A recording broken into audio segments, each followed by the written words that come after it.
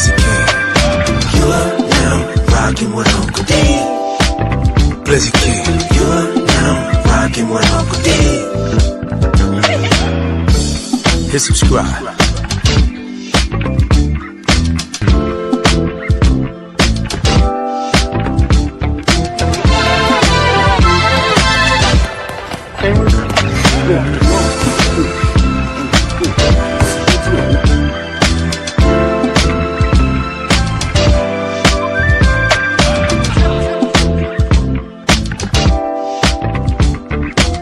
Subscribe to my guy, Uncle D.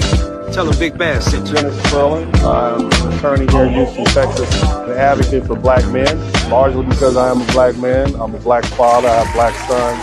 Hey man, I do what I do.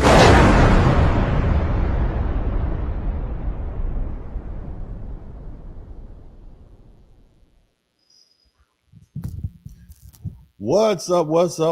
Welcome, everybody. My name is Dennis Spurling. I'd like to first welcome you all to the podcast. I am here today to talk about a very serious subject. It's related to what's going on in South Africa. And for the most part, South Africa is in turmoil. And man, many of you all have seen the video footage, and I'm going to go a little bit out of the norm, and then I'm going to just kind of let you all see what we've been looking at on the internet. I don't see it necessarily fully broadcasted on regular news, but it is definitely making its rounds on social media. And so this is some of the stuff that we all see going on. Hit the number 1 button if you can hear it clearly. Who are sleeping with foreigners? They must never think they're going to control us. This is our country.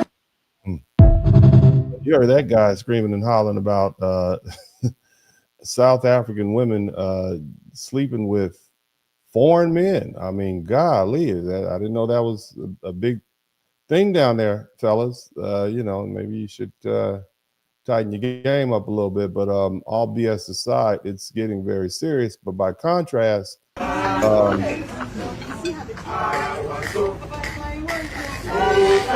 and this is a restaurant full of white people.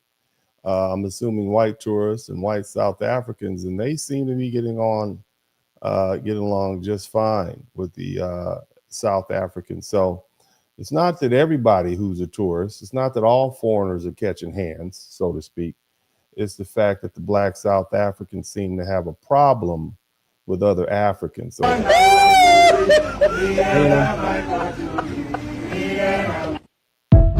yeah, so that's just the stark contrast that the rest of us have seen on the internet. So again, as I said before, South Africa is in turmoil, and it's the foreign-born black Africans are becoming public target for a much deeper national failure. So I first started hearing about this in late April 2026. You had South Africans marched in Johannesburg against illegal immigration, and it was backed by anti-immigration groups and political actors. And protesters claimed they were concerned about undocumented immigration, crime, job competition, overcrowding, and other things like public service. Somebody's saying, is the audio bad? Somebody talk to me. How's the audio? Somebody's saying the audio is bad. We got to make sure we always get the audio straight. If the audio is good, hit the number 1 button. And if you lying, don't make me turn that members only chat room on. Don't be in here lying. But again, so if the audio is fine, let me know. I need to know if the audio is good. If the audio is good, somebody type audio is good. Okay, the audio is good. So let's get back to it. So it was around April 2026, South Africans began to march through Johannesburg, or Joburg as they call it. And the protesters, were claiming, hey, we're tired of these undocumented workers for the, competition for jobs and crime and living and overcrowded and public services, et cetera, et cetera. But when the anger becomes intimidation, when shops close out of fear, when, migrants are blocked from hospitals, and I have some of that footage too. when you have foreign nationals are treated like enemies in the street, that's no longer an immigration debate. That's mob politics. Now, contrast the fact that it seemed like the white South Africans and the European immigrants were doing fine, right? It seems not all the foreigners are being treated poorly. But either way, South Africa is under some severe strain as unemployment remains extremely high, and public services are failing, and people are frustrated with crime and weak policing and broken infrastructure and hospitals and housing and water systems and roads and corruption and local government failure. And that makes it easy for politicians to in street movements to point at the easiest target, and that's other African immigrants. See, the reason they don't want to mess with those Europeans because they already know what would happen. All right, they want to leave those European tourists alone. All right, they want to leave those European foreigners who live there alone, those white South Africans. Now, here's the thing, again, okay, it seems to me that they're only pointing at the black South Africans, so that's the problem. See, the Zimbabweans, they didn't create post-apartheid inequality. The Nigerians didn't collapse the local government. The Mozambicans didn't create corruption, and the Malawians didn't cause weak policing. Migrants may be part of the pressure where immigration is poorly managed. They're not the root of the disease. And so immigration is real. It's a real issue in South Africa. And the truth is it's a real issue anywhere where people want to be. I mean, it is what it is, but beating people up in the street. And then here's another thing. People from Zimbabwe, Mozambique, Lesotho, Malawi, Nigeria, Ethiopia, and Congo, and all these other African countries that have moved there looking for work and safety and opportunity. That's human history. People move from places where fewer opportunities are to places where there are more opportunities. But see, here's the concern about immigration. You see, well, let me say it like this. I get that, I understand that, overcrowding, but mob violence, you have regular people turning on these people, especially Africans turning on other Africans. And South Africa has the right to protect its borders and enforce its laws and ask serious questions about jobs and crime and housing, hospitals and public services, but nobody should be beating up people in the street. Citizens shouldn't be out there chasing and threatening and humiliating other human beings in the street. That's not border control. That's lawlessness. That's not patriotism. That's mob behavior. And this problem didn't start yesterday. South Africa's long history of xenophobia and xenophobic violence and anti-immigrant harassment. So for years, African and Asian foreign nationals have faced this sporadic and deadly attack scenario. And many of these incidents, there were some attacks in 2008 and 2015, and they continued. You had groups connected to operation like Dudula. In 2008 alone, more than 60 people were killed, about 1,700 were injured, and around 100,000 people were displaced, made homeless. And right now, migrants are being blocked from hospitals. So you have pregnant women who can't get in the hospital. You got people telling them to, go somewhere else and have their child. Woman, big and pregnant, black woman. You got the shops closing out of fear, and foreign nationals are being prevented from assessing basic institutions. And again, when I say foreign nationals, I'm talking about other Africans. Now, they claim to be protecting South Africa, but it's only fueling more xenophobia and turning economic frustration into vigilantism. A lawful country doesn't allow mobs, to decide who's supposed to be there and who's not.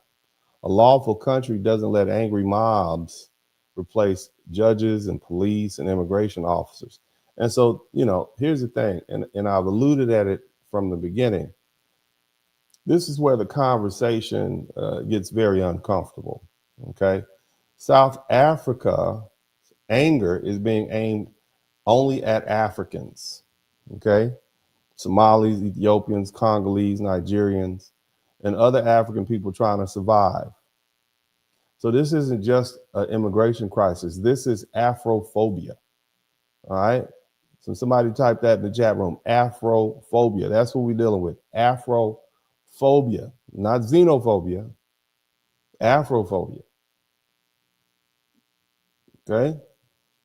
And it tells a deeper story. The issue isn't only immigration, it's poverty, it's unemployment, it's weak government, corruption, crime, leaders who find it easier to blame foreigners than to fix the country.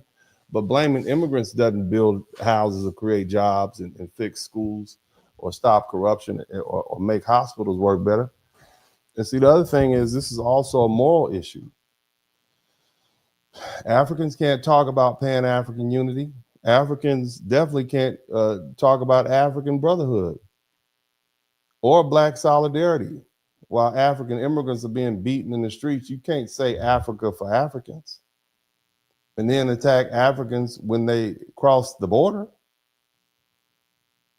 And see, here's the other thing you have to understand. South Africa is entering into an election season.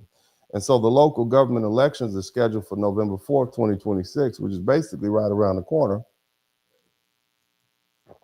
And the locals, okay, the local elections are where the frustration comes in.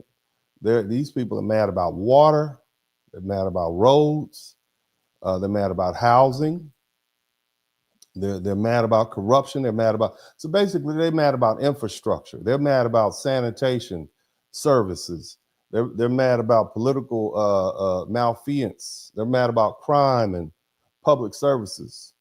Okay, that's what this is really about, and they're taking it out on these immigrants. But again, that timing matters because the ANC has been losing power, and that's one of the primary political parties in South Africa. I remember that from back in Nelson Mandela's days.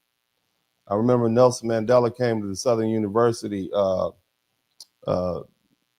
Basically, we have the Southern University Nelson Mandela Public Policy Center sits right next to the A.A. Lenoir Hall, which is the Southern University Law Center building where I attended and got my first law degree. And so I remember Nelson Mandela being there. He did an American tour, I guess maybe now it's like almost 30 years ago.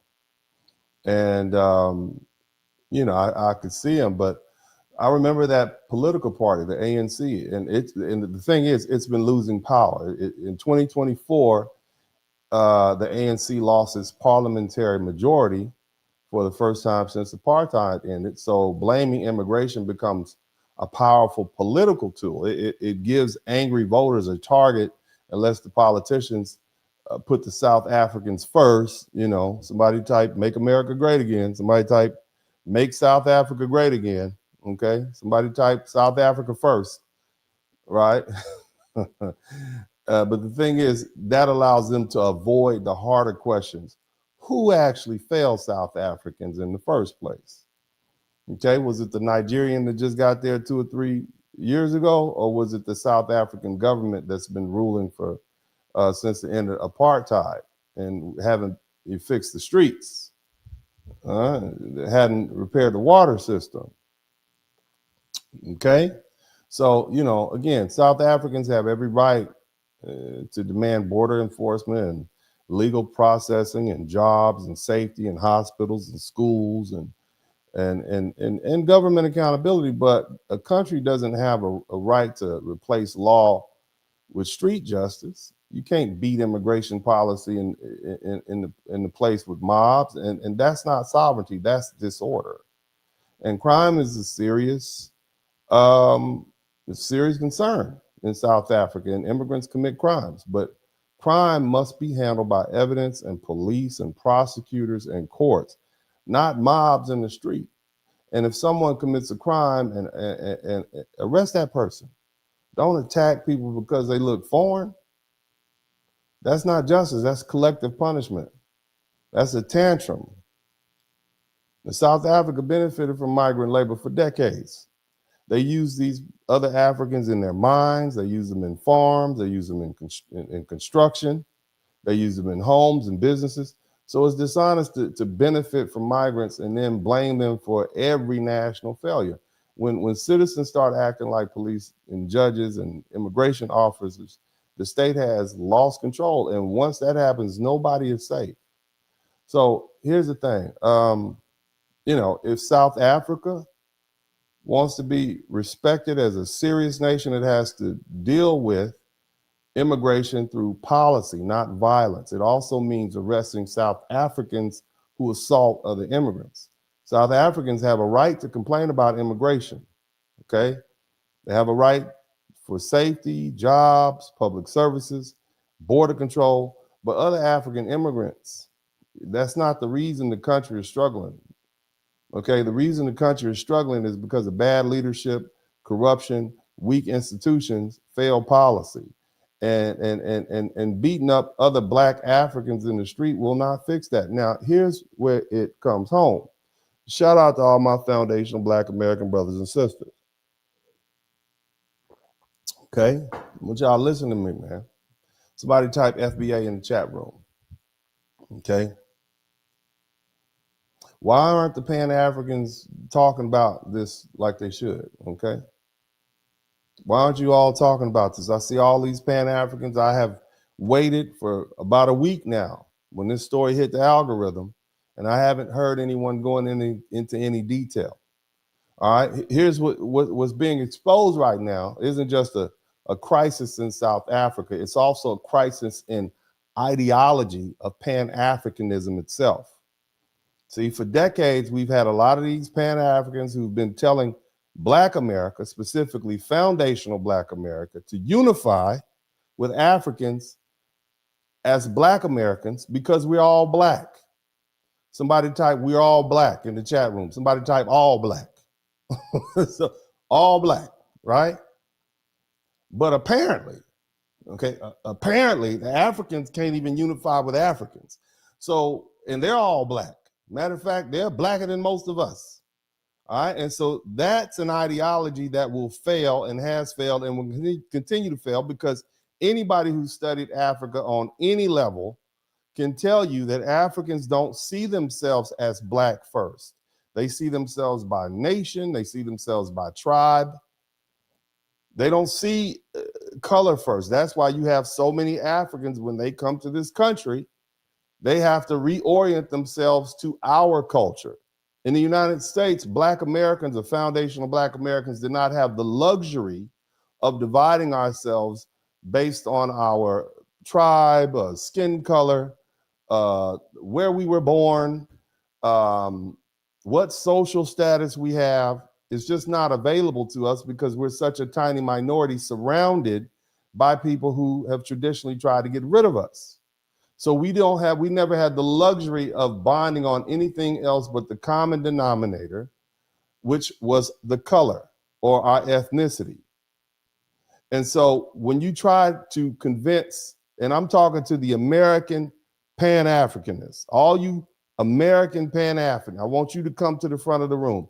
It is selfish and it is very typically American to attempt to impose your ideology and your worldview on other people. That is the most imperialistic thing that you can do. Here you are, an American, sitting your big wide body self over here in the United States, trying to tell Africans, hey, you know what? We should unify on being Black. The Africans are saying, no, that's not what we do here. We unify by tribe, Yoruba, Fulani, et cetera, et cetera. We don't unify based on skin color. We are all Black. We're all sub-Saharan Africans. So we divide ourselves differently. But the typical American, what do? My wisdom and intelligence supersedes yours. And that is fundamentally the failure of Pan-Africanism. And that's why it's been a one-way street from foundational Black Americans or Black Americans attempting to impose Pan-Africanism on Africa. They don't want it. They see the idea. It's been around for decades. If they wanted to pick it up, they would have. The only time you ever see them exercise Pan-Africanism is when they're trying to take our reparations. Say, hey, we all one people. But that's just for convenience sake. Nevertheless, Pan-Africanism is the simplest form. In the simplest form, it's It's the belief that African people and people of African descent around the world share common interests and should work together politically, socially, and economically. And Pan-Africanism began as a political and intellectual movement, but around the idea that people of African descent across the world should pursue some form of unity and cooperation and collective advancement. Black leadership, specifically Henry Sylvester Williams, W.B. Du Bois, Marcus Garvey, George Padmore, and later Kwame Nkrumah. And of course, you all know Dr. Umar Johnson. Those gentlemen helped shape Pan-African thought in what I guess we would call a global project. But for Black Americans, Pan-Africanism carried a powerful emotional appeal because it offered a larger racial identity beyond the limits of American segregation and white supremacy and second-class citizenship. It told Black Americans that we weren't alone. Because at the time where this original idea took hold, we were in battle. We were surrounded by people who wanted to get rid of us. We were dealing with Jim Crow. We were second-class citizens. You couldn't do anything. And so, of course, in order to try to dreamscape our way out of here, they said, hey, you know what? We can all go back to Africa and have, Wakanda forever, before they knew what Wakanda was.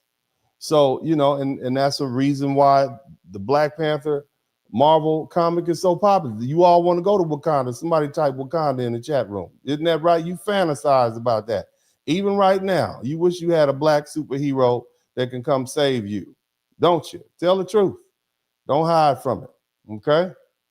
But either way, like I said, for Black Americans, it carried a very powerful appeal. It gave us something outside of the borders of white supremacy and second-class citizenship. And it told Black Americans that they weren't isolated. We weren't by ourselves. And that our struggle was connected to Africa and the Caribbean and the broader African diaspora. And more importantly, we had another home we could go to and escape this racist hellhole, which was America in the late 19th century and early 20th century. But the problem is that Pan-Africanism has always worked better as a slogan than as a functioning political reality. All right. So again, the central failure of Pan-Africanism is that it assumes shared ancestry automatically means shared identity and shared culture and shared priorities and shared loyalty. All right. And Black Americans and Africans may share distant ancestral connections, but that's about it. Okay. Black Americans, our ethnogenesis is in the United States over 500 years. Forced breeding at breeding farms, slavery, Reconstruction, the influx of different foreigners from everywhere. We've interbred with every group of people who've come to this country. We had to deal with second-class citizenship, or we call it Jim Crow, segregation, civil rights struggles, American constitutional fights. We have Black churches, we have HBCUs, we have Black military service, Black neighborhoods, Black political organizations, and a distinct cultural experience of all that is rooted here in the United States. And Africans, by contrast, come from nations with their own ethnic groups. They have their own languages, they have their own tribes and religions and colonial histories. They have their own class structures, they have their own political conflicts and their own national interests. And that means we're not the same people, not in any practical institutional sense. And that's why the call for Black Americans to unify with Africa often collapses under basic scrutiny. If a Pan-African unity is supposed to be real, then the first proof of that concept should be Africa itself. Africa is one contiguous continent. African countries are geographically closer to one another than we are to them.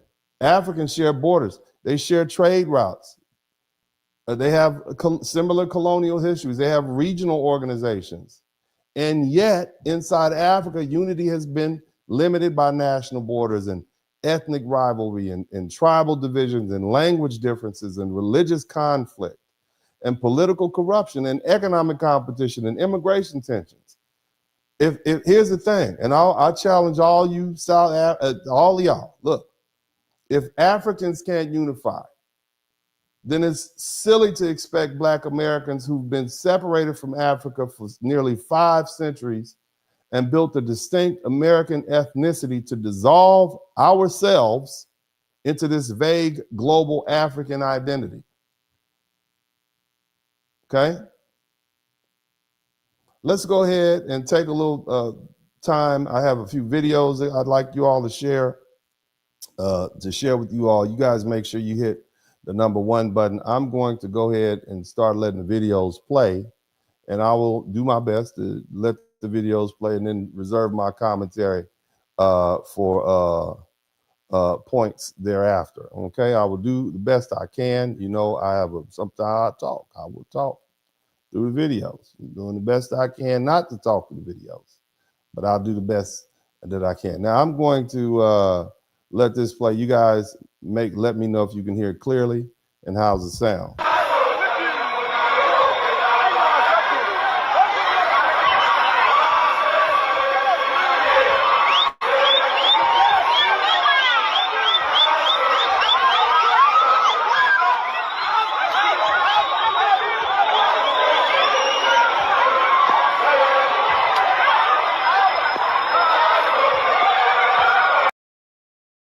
All right, so what you all see right now is, read the label. Black South Africans singing war songs with spears as they get ready to hunt Black immigrants. Did you see that? Now, what if you down there in Joburg just hanging out? You want to go see some sights. You know, you heard the beach is nice. You know, you want to go see where Nelson Mandela was incarcerated. You just went down there. You know, you from Ohio. Shout out to all the people from Ohio. You ain't got nothing to do with that. And you decided to schedule you this trip for late April. Okay? And you went down there, and now you sitting at the tea shop having some tea, and a bunch of Zulu warriors come walking by. You got to get out. I mean, you know, just think about that. Right? And what's the difference with them getting you caught up into it? Something you have nothing just because you're Black. So they think you're a foreigner. You understand what I'm saying? So, but this is, they are literally walking through the street, and they mean it. And some of us might think, oh no, it's just ceremonial. No, I got more footage where they're actually whooping on people. But let's keep listening to the Zulu chant. Somebody type Zulu in the chat room.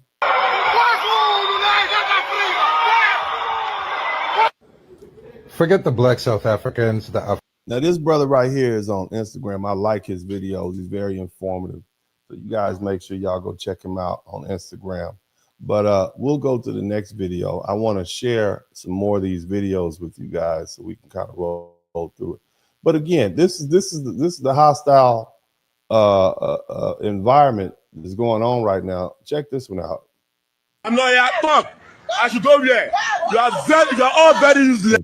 So this is a gentleman. He's a Nigerian man, and he's in South Africa. And apparently there are a lot of Nigerians. Now, Nigerians, let me say something to y'all.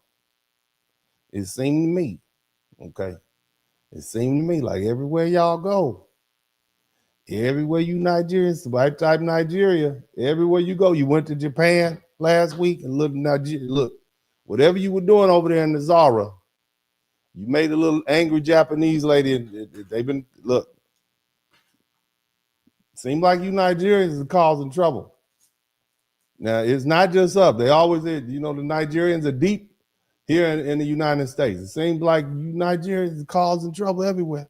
Now, here's the cold part about it. Most Black Americans who trace their ancestry back to the motherland, they can trace it straight back to Nigeria. A bunch of troublemakers. They put a bunch of troublemakers on the boat and brought us over here. Now, of course, we all mixed in with some of this and some of that, okay? But I'm saying you Nigerians, it's Nigerians in jail, in prison, everywhere around the world, everywhere y'all go. Y'all making it hard for people. And the thing you understand, and the South Africans will tell you, the South Africans don't really travel. It's the Nigerians that be getting out and about. Y'all causing trouble, man. Okay, but here he is. This is a Nigerian man talking crazy to these South African women. Okay, in South Africa. And you heard the dude earlier say, we don't want them messing with our women. You heard what he said. All right, let's keep listening. Let's keep listening. Yes. I should go. I should go there. I should go to Nigeria. Come and carry me home. Very racist, useless people. Somebody type forehead wars in the chat room. These are the forehead wars. Somebody type forehead. Carry me home now. See them. Very useless people.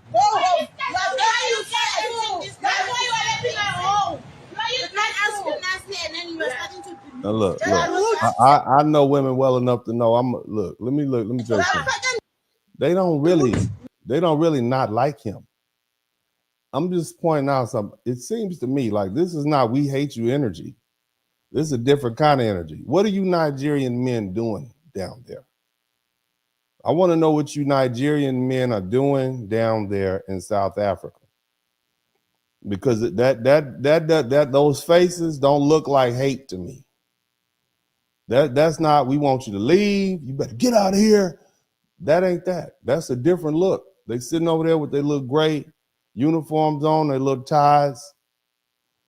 It's kind of like, where you going? This one right here in the middle, where you about to go? You closing your door, don't leave. That look like somebody type don't leave in the chat room. That's what it looked like to me.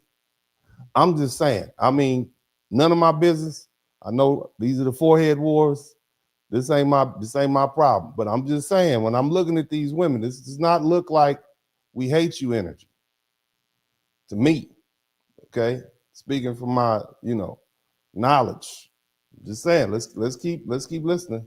No. You are useless. You are useless. That's very sexual, sir.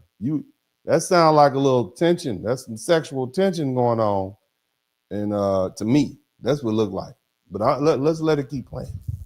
I know this is a serious international issue, but y'all knew y'all was gonna get when you came to my broadcast. You knew that I'm gonna talk about it. Okay, I'm gonna say what you saying. What's going on? Okay. You are useless. See, you cannot even represent. We don't care. You can take videos and pictures and everything. It's fine. Hey, madam, don't touch my car. We are doing our job. I'm telling you, don't touch my car. Don't touch my car. I ain't seen violence yet. It's tension. Somebody type tension in the chat room. So you're allowed. And you're allowed to be racist too, eh? You're allowed to be racist with your uniform. I don't think they can be racist, sir. I don't think, because y'all all the same color. They can't be racist. They can be something else, but they can't be racist. You will all lose your jobs. Watch. I will make sure you lose your job. Watch and see. I will make sure you lose your job. You are fucking racist. They're not racist, sir. They might be a little Afrophobic, but I think you can cure that. I think you can go ahead, and make it do what it do. I think you could probably cure some of that Afrophobia that they got going on right there. Okay, hypothetically speaking, let's let them keep going. Let them keep going. Job. Watch. I will make sure you lose your job. Watch and see. I will make sure you lose your job. You are fucking racist. Everyone there is a president to fall. Everyone there is a president. No problem. You will lose your jobs. Don't worry. Why are you fighting for? It's fine. What are you fighting for? What are you fighting for? And that's a little Nigerian, a little South African dude dipping in the conversation, right? They don't want you. Now I want you to understand something. South African men, I think the unemployment rate is about 30%. Okay, and just like any other colonized location, oftentimes the colonizer will hire the women to be domestics and watch their babies, and the men have to try to fight for the scraps, doing labor, et cetera, et cetera. So this is the same experience that you're dealing with. I've listened to South Africans talk about their issues for years now. So I'm not going to say I'm fully abreast, but I've heard. Let's keep listening. You can't hinder us from doing our jobs. No, you can't do that. I beg you. What's your problem? I'm not moving. I'm not moving. Move it. don't know what this is about. We're doing our job here. Do your job. You're so rude. I ask you so nice to search your car and you're like, hey, why are you doing that? Like for what? I should go home now. Come and carry me home. Carry me home. Look. She a little too close to be somebody that don't like you. Okay, now I'm gonna go ahead and put that back in some, in the file called Forehead Wars. But I don't want to be. This is not a trivial matter, but I just found that interaction between those women and that gentleman quite interesting. Let's go ahead and proceed to look at some more of these videos. Okay, let's check this fella out here. Now, this is another South African. He's apparently very serious about, getting these immigrants out of here. That's him at the top. Okay, I want y'all to hear him, but then that's also him at the bottom. That's him at the top and him at the bottom. See him right there at the top? All Zulu'd up with his spear, and at the bottom, kneeling down to that Muzungo woman. Somebody type Muzungo in the chat room. Let's listen to what he has to say. How can we let's listen. Indoda ayiguqi indoda. Indoda iguqa endaweni eziwu-2 kuphela. Iguqa mhla ixolisa, iguqe phambi kwenkosi. Now he is down, he talking all that stuff at the top, but down on one knee to that white queen goddess. Look at that. He down there, he got a flower that he took from the hotel lobby. Look at this man look at this. South Africans, I need y'all to explain this. Explain this. So you all basically you trying to get rid of all the African immigrants so they don't compete for the white women. Is that what's going on? Is that what's happening? Ayiguqele enye into indoda. Bese kuthiwa kufundiswa amadoda ukuthi awaguqe amadoda. Aguqe. Yes. Yeah, he's down on one knee for the white woman, but he's putting the black Africans out. I need that. Somebody needs to help me understand this dynamic that y'all got. Goes confusing. I'm a little confused. Look like y'all got a bunch of sellouts down there to me. I'm not judging. I'm just scrolling. We're trying to understand. Okay, because for years they told us that we need to unify with Africa. And I don't necessarily know if me and my people want to unify with that. Okay, let's look at this. These are doing it now.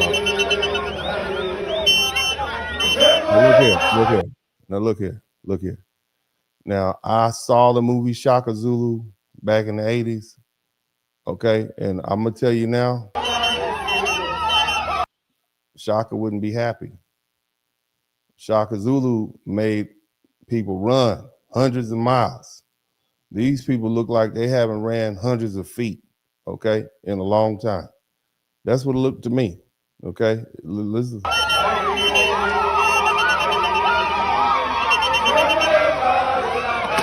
No. You got to kick that leg up high. I've seen this before. Kick that leg up a little high, Playboy. I'm going to give you one more shot. Go ahead. Kick that leg. Take two flip-flops off.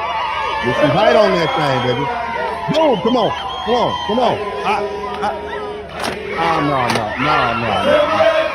No. You gotta. I've seen them do. They gotta kick their leg way up high. Like you ain't doing what you're supposed to do.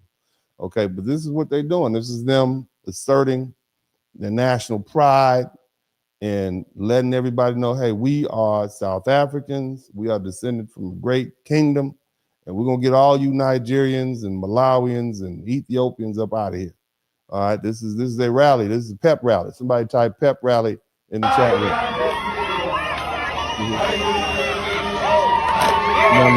No, you got to get some extension on that, man. You got to get some extension on that. So they're real serious. Somebody type national pride. I mean, I'm saying this with jest because if we don't laugh, we'll cry at how horrible and pitiful this is. In fact, these people are killing other Africans, and hurting other Africans. Now, look, I don't like this. I don't advocate any violence, but, they are rounding up other Africans. This is an undocumented foreigner, this one. He's taking our jobs. He's raping our children. I mean, you hear that? They just grabbed some black man from another part of Africa, rounded him up, and accused him of all of their they are taking our jobs. They are raping our children. You just throwing that out there like that, huh? And we called Trump bad. Didn't that what Trump said? We had a fit when Trump said, America's not sending up, Mexico's not sending their best. They're sending their worst. They're sending rapists and drug dealers. That's what he said. Y'all heard him say it. Yeah, that's what he said. Didn't he say that? He said that, right? And I hear this dude saying the same thing. Where are we at? Where's Black Lives Matter at, baby? Somebody type BLM. I need y'all to send up the bat signal for BLM. Black Lives Matter, big, large mansions, whatever you call it. They need to come out here. This is the same stuff. Where the Pan-Africans at? Y'all need to go over there and get some unity going on. I need you Pan-Africans who've been screaming at Black Americans about unifying with the brothers overseas and maybe we get together to do bit. Y'all need to go to South Africa. Y'all need to book that flight to Joburg. Because it appears to me that we are not the issue. It appears to us, see, we unify. We don't fight each other just because we Black. Now we'll find a whole bunch of other reasons to fight each other. I've seen some good fights happen over somebody mess up the spades game, mess up the tongue or some bid whiz. We not perfect, okay? Definitely not that. I am not saying that. You get a little Donald Duck orange juice and some gin in the room, it could pop off on a Christmas Eve, can't it? A little too much eggnog, huh? Yeah, I get it. We fight.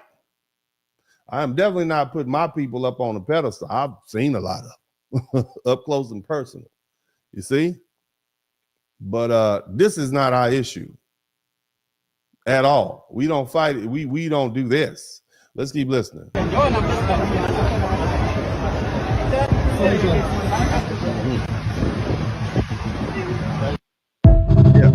that ain't us. We don't do that.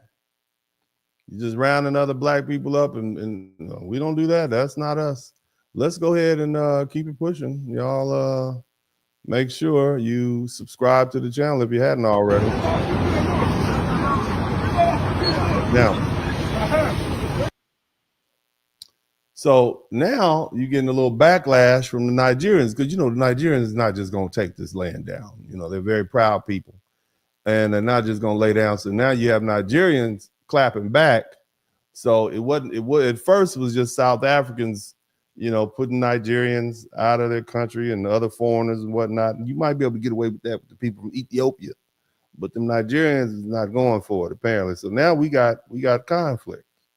We got beef. Let's keep it's escalating. South Africa stop brutalizing our people. Don't be Nigeria tell una say make una lazy.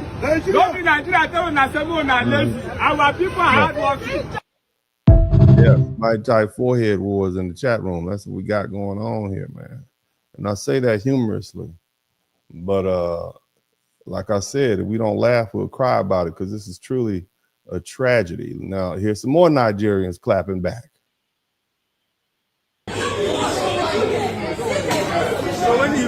So for you all who can't read that, it's saying Nigerians are now asking South Africans to leave their country too. Okay, so this is quid pro quo. You two can play that game. Let's we can get y'all out of here too. All right, let's let it finish playing. That's playing. People are working with the FCC. This flight police.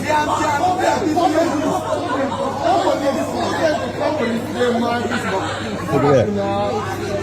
They just grabbing him up and twisting him up and whatnot. Yeah, so it's escalating. You see, and all of this is on a world stage. Everybody can see. Somebody type Pan-Africanism in the chat room. Where all the Pan-Africans at? Okay, where y'all at? I need some. Where's the Black unity? Where's the African unity in the diaspora? That's what I want to know. I want to know. Look at that. Video of South African men getting beat by white man has surfaced online news related to xenophobic attacks in SA. So here's what I want to understand. You all been colonized. You still got the white man over there colonized. Y'all have all this smoke. You got all this smoke for the other Africans, the Nigerians and the Malawians and so on and so forth, but no smoke for the white man who's been whooping up on y'all for decades now. What's up with that? Because inquiring minds want to know. Because the white man is just downing y'all. I mean, look at the white man. He went there he did a low sweep on y'all. You see what I'm saying? A man came back with a roundhouse double kick, and just look at the white man whooping him. One white man. One white man. God damn. You know that dude, Chud the Builder, the little dude running around there calling black folks chimp in Tennessee. He need to take some lessons from this white boy. It's a bad white boy right here. It's a bad one. He taking them all up. Come on. Yeah. Little accent. Yeah. You look at him standing on his toes. Ready. Yes, sir. The little soccer kicks are not gonna work for him. You done ran across a Viking up in here. Look at that. Damn. Oh, damn. Damn. Ooh, you better run away, little South African man. See, where's the smoke for that guy? I'm just saying. I mean, look, I don't believe in violence in any means. I don't want to see any violence. I don't advocate violence. I do believe in self-protection. But the bottom line is, you got all this smoke for your fellow African brothers, but no smoke for Zaddy. Somebody type no smoke for Zaddy in the chat room. No smoke for European Zaddy. Look at that. This how you beating the blacks. You beating the other blacks like this, right? Okay. I mean, and look, here the thing I want you all to understand. So, there's a word called tether, and apparently, and there's another phrase, African booty scratcher. And a lot of African immigrants have a problem with foundational Black Americans referring to them as tethers, which simply means you tethered your way onto you hooked your ship, you tethered your ship, your tugboat, to the Black American steamship, and you reap the benefit of everything that we have accomplished. Okay, so you have a problem with that word. And you also have a problem with the phrase African booty scratcher. Now, I have been called an African booty scratcher because I attended elementary school in the ghetto, okay? And in the ghetto with poor people, especially with little poor Black kids, shout out to Mrs. Garrett's class, Mrs. Garrett's 6th grade class at Alicia B. Weems Elementary School in South Central LA. I graduated from 6th grade in 1986 during the height of the crack epidemic. And so we had crack babies, okay? Somebody typed crack babies in the chat room. So we had crack babies and your mama jokes, and just, everybody got roasted, okay? So what I'm saying is, my dear African brothers and sisters, you have so much smoke. You have so much smoke for foundational Black Americans. And if you all want, we can just refer to ourselves as the American Negro. Would that make you feel better? We just start calling ourselves the American Negro again. I mean, it's the same difference. But I like the term foundational because it's powerful. And that's probably why people are so resistant to it. But the bottom line is, where is all the smoke for this? Let me show you how you treat each other. Let me see let me see. That's y'all doing y'all. This is what you do to yourself. This is what you do to yourselves over. This is in Africa right now. This is the motherland, that you all want us to embrace. See? Singing songs. Somebody type Fat Zulu in the chat room. We got a lot of Fat Zulus smacking up people. Okay? I mean, I'm just saying. I mean, surely if you're offended by being called a tether, and I don't do it regularly basis. I use it because I'm defining it oftentimes. I'm not just going to use it to call people names. But surely you would have a problem with this. I mean, African booties. I mean, because here's the thing. That's 50 years ago. 50 years ago, you all are still angry about something they call me worse than that, and I'm Black American. Okay, so let's continue looking. But I think you all need to try to figure out. I need to figure out what's worse. The way you get treated at home or the way you get treated over here in the United States of America amongst Black Americans. I'm just asking questions. Somebody type, Uncle D is just asking questions in the chat room. Just questions. Let's keep going. Foreigner must go to their country. I don't have a child because of foreigner. Ramaphosa, take these foreigners to their country. Right? She says she don't have a child because of the foreigners, baby. How'd they stop you from reproducing? How were they able to stop you from reproducing and having children? I need to know. I don't have a house. I'm renting with foreigner. I'm renting a house. Me with foreigner. Ramaphosa, you are useless. She got that little tongue, that little lizard tongue. Oh my God. She got I that thought little I've seen lizard it tongue. all. So this woman is What you saying, brother? Somebody type forehead wars. claiming that the reason she has no house and no child is because of foreigners. And Just blame them for everything. That's what they doing. They just blame them for every damn thing. It's their fault. It didn't rain last week because the foreigners came. My car is dirty because the foreigners are here.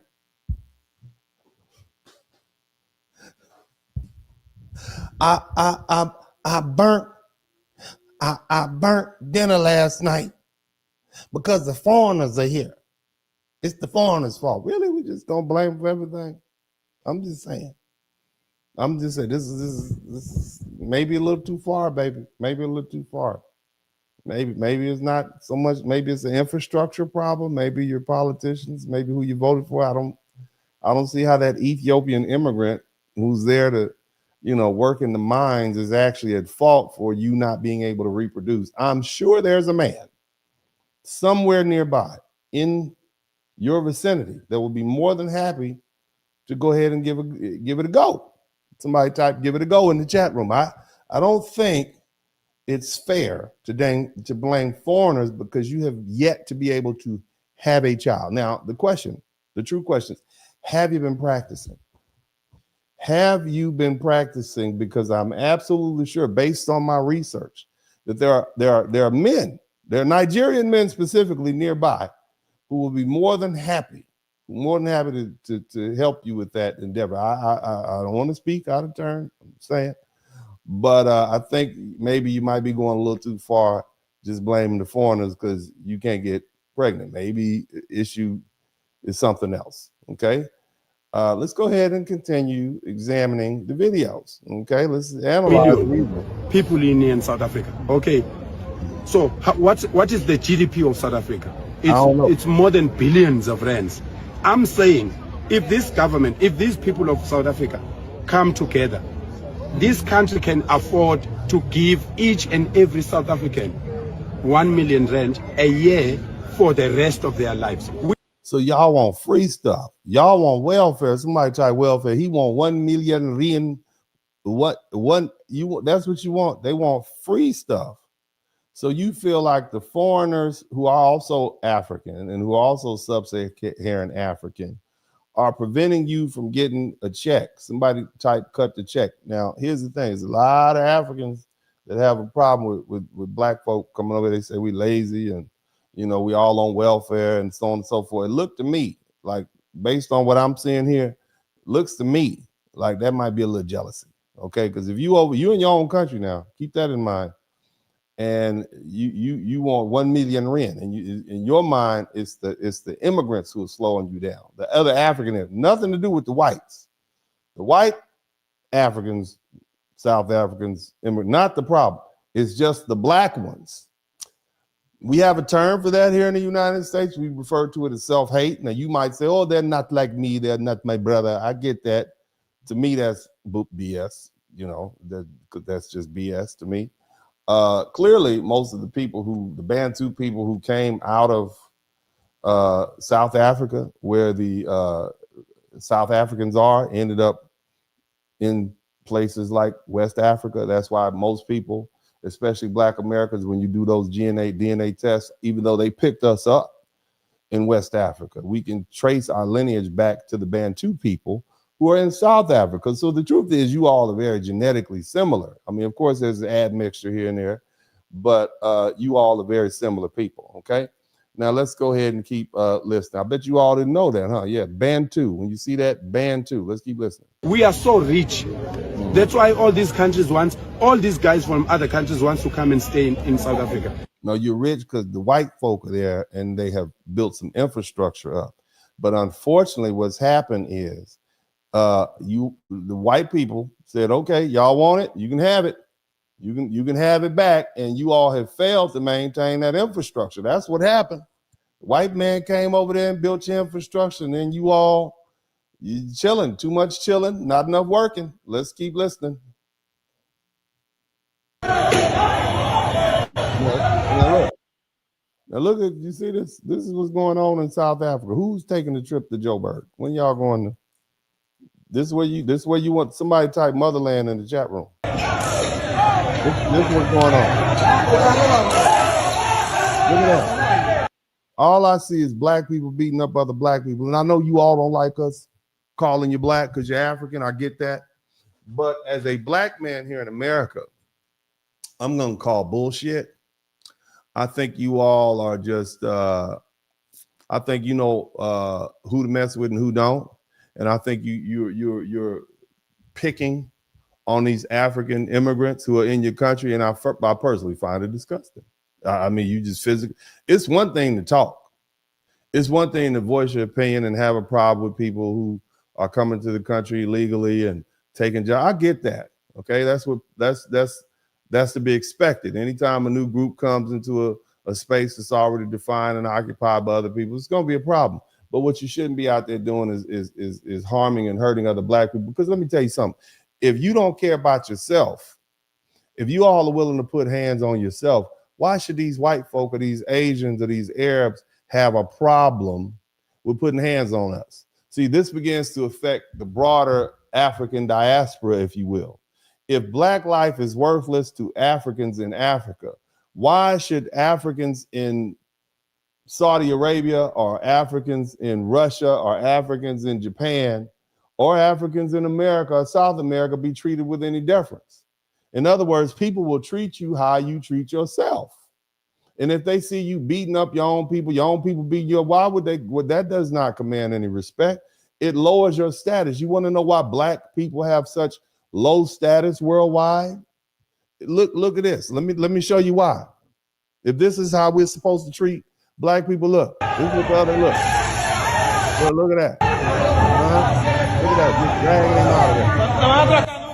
Look at that. Hitting him with helmets. Look at that. They beat this man. Let me be in scared. Let me tell you something. All of y'all are black as hell. That's what the white supremacists. You all look alike. You look like one sea of blackness to them. They can't tell one of y'all from the other. And just like that young lady found out in Japan, she said, she said, just hurry up, N-word. Little Japanese woman standing there in Zara, hurry up, N-word. The woman had a Coachella sweater or hoodie on. The black woman had, she said, that's how they, I'm a Nigerian American. No, you are N-word as far as they're concerned. And when these white supremacists see this, it look like a bunch of N-words doing what they expect N-words to do. No respect. No respect for yourselves. No respect for your people. No respect for your African brothers. And yet you Pan-Africans, y'all want us to join with these people. This is who you want us to join with. That's who y'all want us to team up with. That's them. They don't even like themselves. Why would they hook up or be brotherly with a group of people who have been far removed from Africa in general for hundreds of years? And here's the other thing. Check this out. So what is this really about? What is this really about? Look at them over there. Look at this. Some shout out to Red Sigma for being the first person to contribute to the super chat. As I always say, if you learn something, I should earn something. But again, let's look at what they're really doing over there. Look at this. Look at that.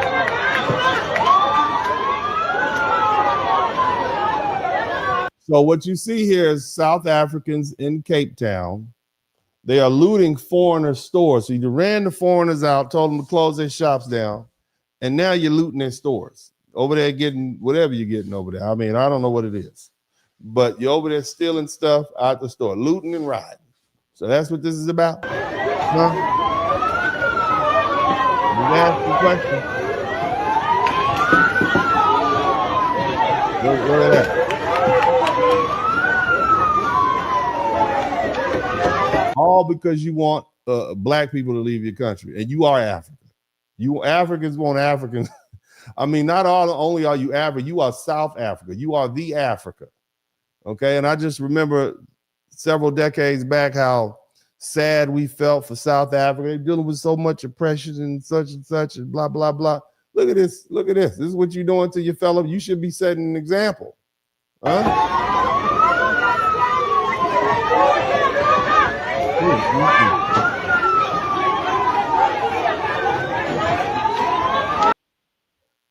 Look at that. You see that?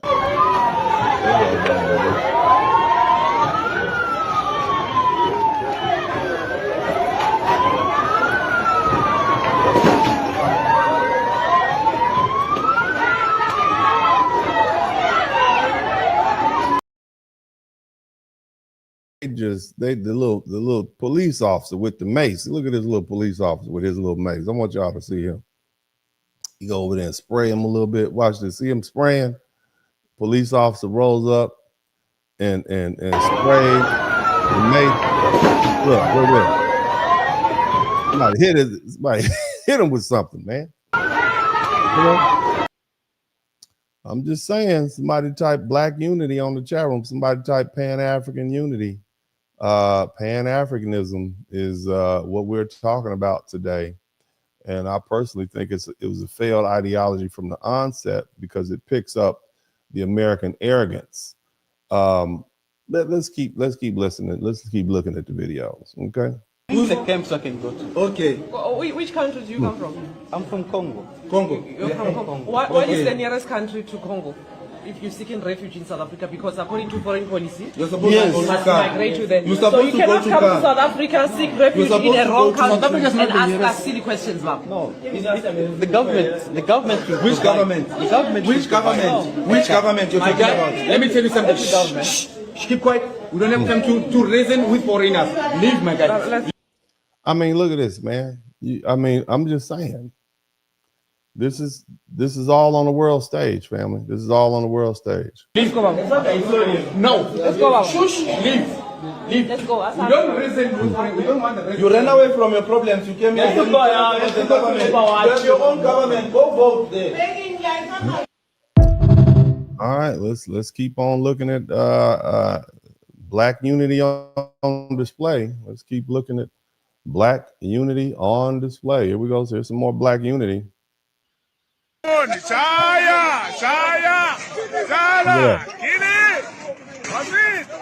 Yeah. Look, man, I don't even like this, man. This is horrible. This is terrible. To me, this is like growing up in South Central LA and somebody just set tripping on somebody. I don't like it when I see young people doing it here in the United States regarding gangs. And I don't like this because this is nothing more than senseless violence. What did that man do to you? All this looks like jealousy and self-hate to me. Bunch of poor Black people beating up other poor Black people. If they weren't poor, I mean, and look, I get it. We deal with immigrants pretty harshly here, and that's wrong. Okay. But what I do notice is that white immigrants aren't getting beat up in this white country and sent home. I'm just saying. We are in a white dominated country here in the United States, and I don't see white people beating up and harming other white immigrants like that. Now, they might get arrested. I've seen some Canadians go home, but for the most part, South Africa is a Black run country, and this is how you treat other Africans. There's no unity there. That's not unity. Yeah. Look at that. You just hitting this man. I don't want to see this shit. This is disgusting.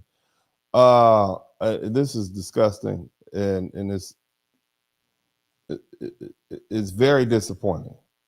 When I grew up, as I was a young boy, Nelson Mandela was like a Black ambassador of the world. We all like, wow, Nelson Mandela, he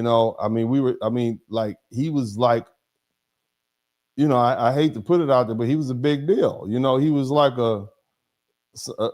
somebody we really looked up to. And I was really sad to hear about his wife divorce. I'm like, that was unexpected because we just didn't think that would happen. To see this violence going on between Black people, seeing Black people hitting, hurting, and killing other Black, that's horrible, man. This is horrible. Let's keep looking. Africa is fucked right now. Thousands are marching the streets demanding mass deportations of illegal immigrants. Refugees from other African countries are being systematically hunted down with massive violence. And the reason is they're fed up with job theft, rising crimes and their systems collapsing under the pressure. Well, guess what? In Europe and in the West, we face similar issues such. And see, the white boys, he's relishing it. That's right. We face similar. So we're just, if they can do them like that, so can we. That's what he's saying. I mean, look at how they treat each other. They should never complain about how we do them. Oh my God. It's no different than when they say, well, look at the black on black crime, where you hear about a police officer unalive a black American citizen, right? And then the first thing said, well, what about black on black crime? Look how you treat each other. And yeah, we like to argue, well, that's different because that's an individual who may be committing crimes, who's dealing with another individual, but it has nothing to do with the state. But at the end of the day, damn, we are killing each other left and right. And so when the white man do it, basically say, well, hell, y'all don't give a damn about each other. Why should we give a damn about you? I'm just saying. I'm just saying. And then they come, you got this white European. This is clearly this little... this fella right here looks like he's straight out of he was one of the youth, okay, one of the Yahtzee youth, okay, back him, blonde hair, blue eye. They're relishing in this. They couldn't wait to say, oh my God, see how the N-words are. We told you, it's the usual suspects, just eating it up, you know. Such as exploding knife crimes, gang rapes, no-go zones, and millions. Did you hear what he said? Gang rapes? I thought y'all wanted them gone, not pregnant. This is what you're doing to them? I don't want to hear that either. This is disgusting. But yeah, this is where all the Pan-Africans, where y'all at? I need y'all to come in here and explain to me in detail how it is that we're supposed to unify with people on our common blackness, and they can't seem to unify with their neighbors on their blackness. And here's another thing. They don't even see us as Africans, okay? Where are all my Caribbeans at? I want all you Caribbeans to understand. They don't see you as black either. I know y'all are one love, all that. I know it, all right? I get where you're coming from. They don't see you as African either. Listen to this fella, okay? Here that you wouldn't date or marry. Now, this is just some random dude asking the question about who you would date and who you wouldn't date. This fella is from the Bahamas. And he used to work at the immigration office, I believe. You know, he stamps visas.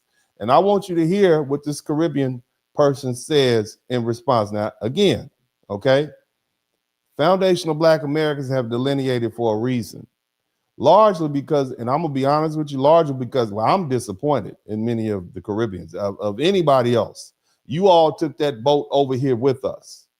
And based on my research and the broadcast I did a few weeks, maybe last week, I explained to you how they have people who are directly descended from foundational Black Americans after this country was formed and when it was a British colony in places like the Bahamas, Jamaica, all over the Caribbean, all the way down to Trinidad, Nova Scotia. Even some Black people went back to Africa, to Sierra Leone and Liberia. And you all still, right? You should be 100% with whatever we are with. We took that ride over here together, okay? And then you want to chime in and talk disrespectful to Black Americans, just like the Africans do, and they don't like y'all either. They don't see you as African either. And this brother is clearly a dark-skinned brother. I want you to hear what this brother says. And then I think there's a lady after her who's going to comment. Listen. That's one nationality that you wouldn't date or marry. I would probably say African. It's not that I have a problem with them, but I find that Africans don't see us Black people from the Caribbean as African too. Our ancestors would have come over on the slave ships and that sort of stuff.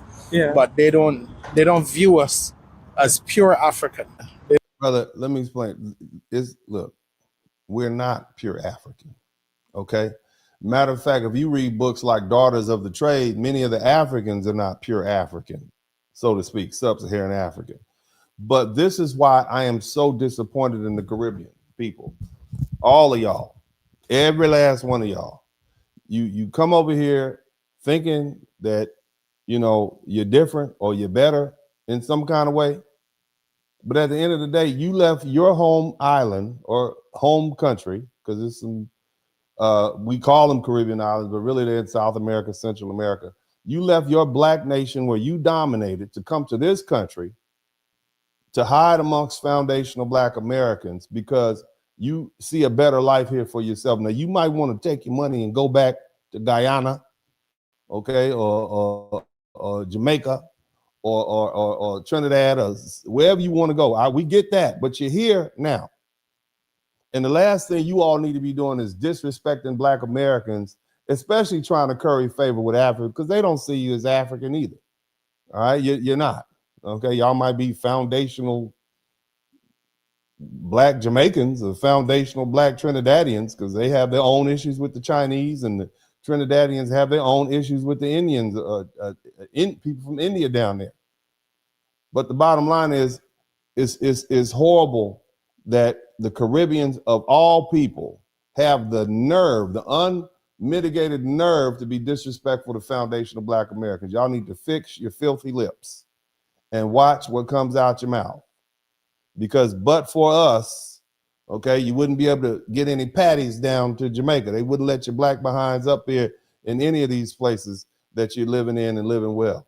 But we'll let this brother finish. And that's just me voicing my disappointment at the Caribbeans. And I think I can speak on behalf of many foundational black Americans, because, if anybody else in the diaspora, there's no other group that has more in common with us, because we had that same transatlantic slave voyage and the hundreds of years of oppression.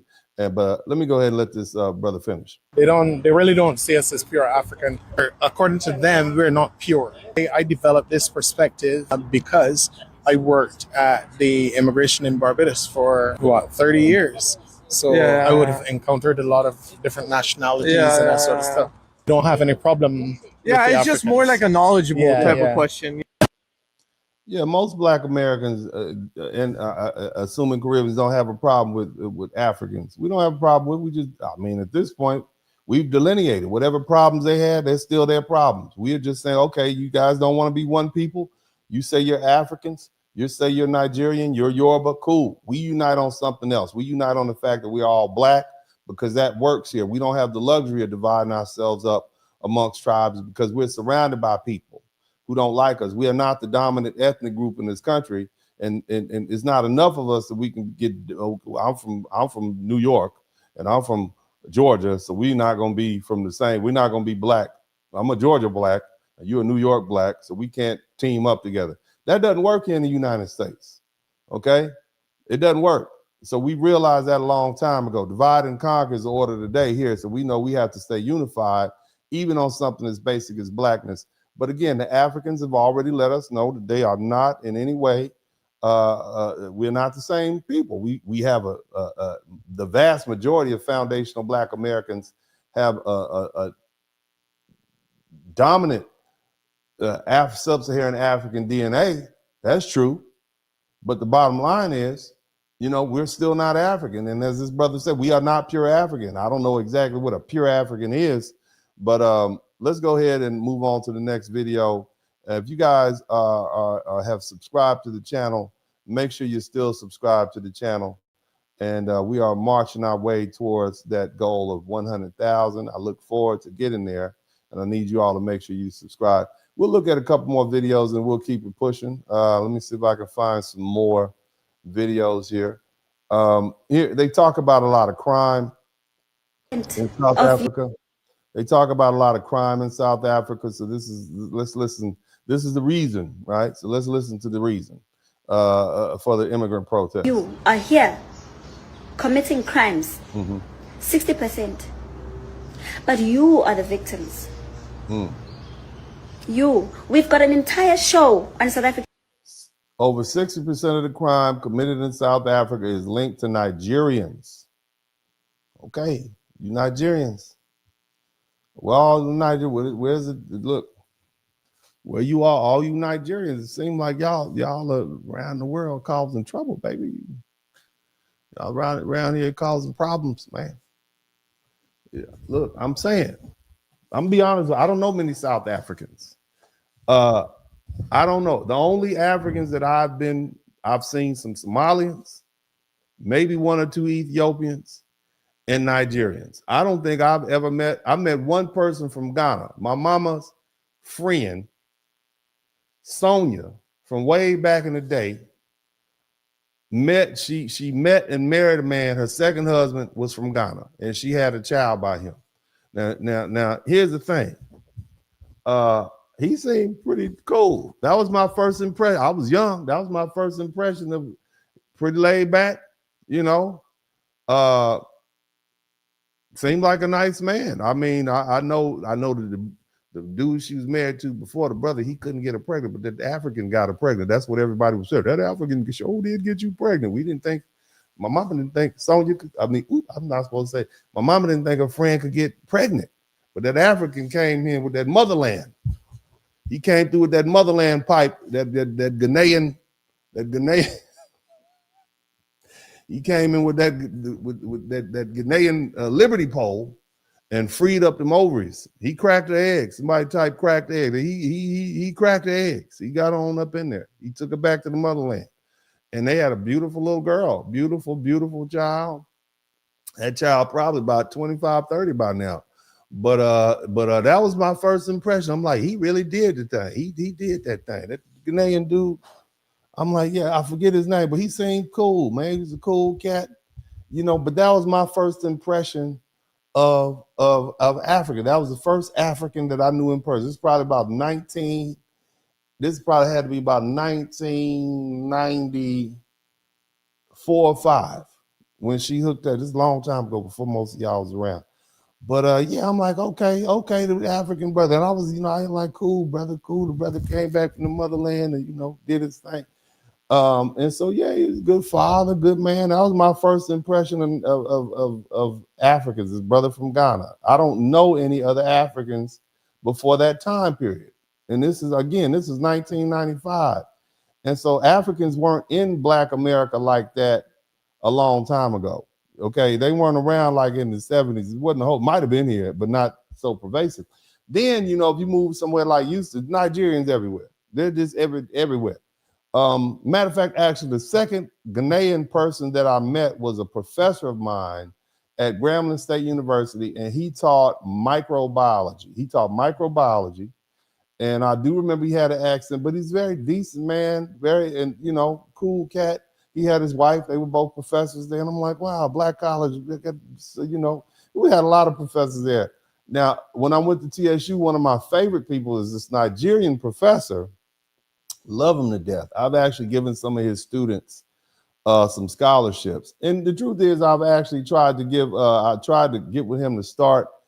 I was going to give some scholarship money to Nigerian students who wanted to go to law school, because people like to deal with people, I want you to get your own lawyers, get your own representation. Culturally is good when you have people who are from your culture representing you.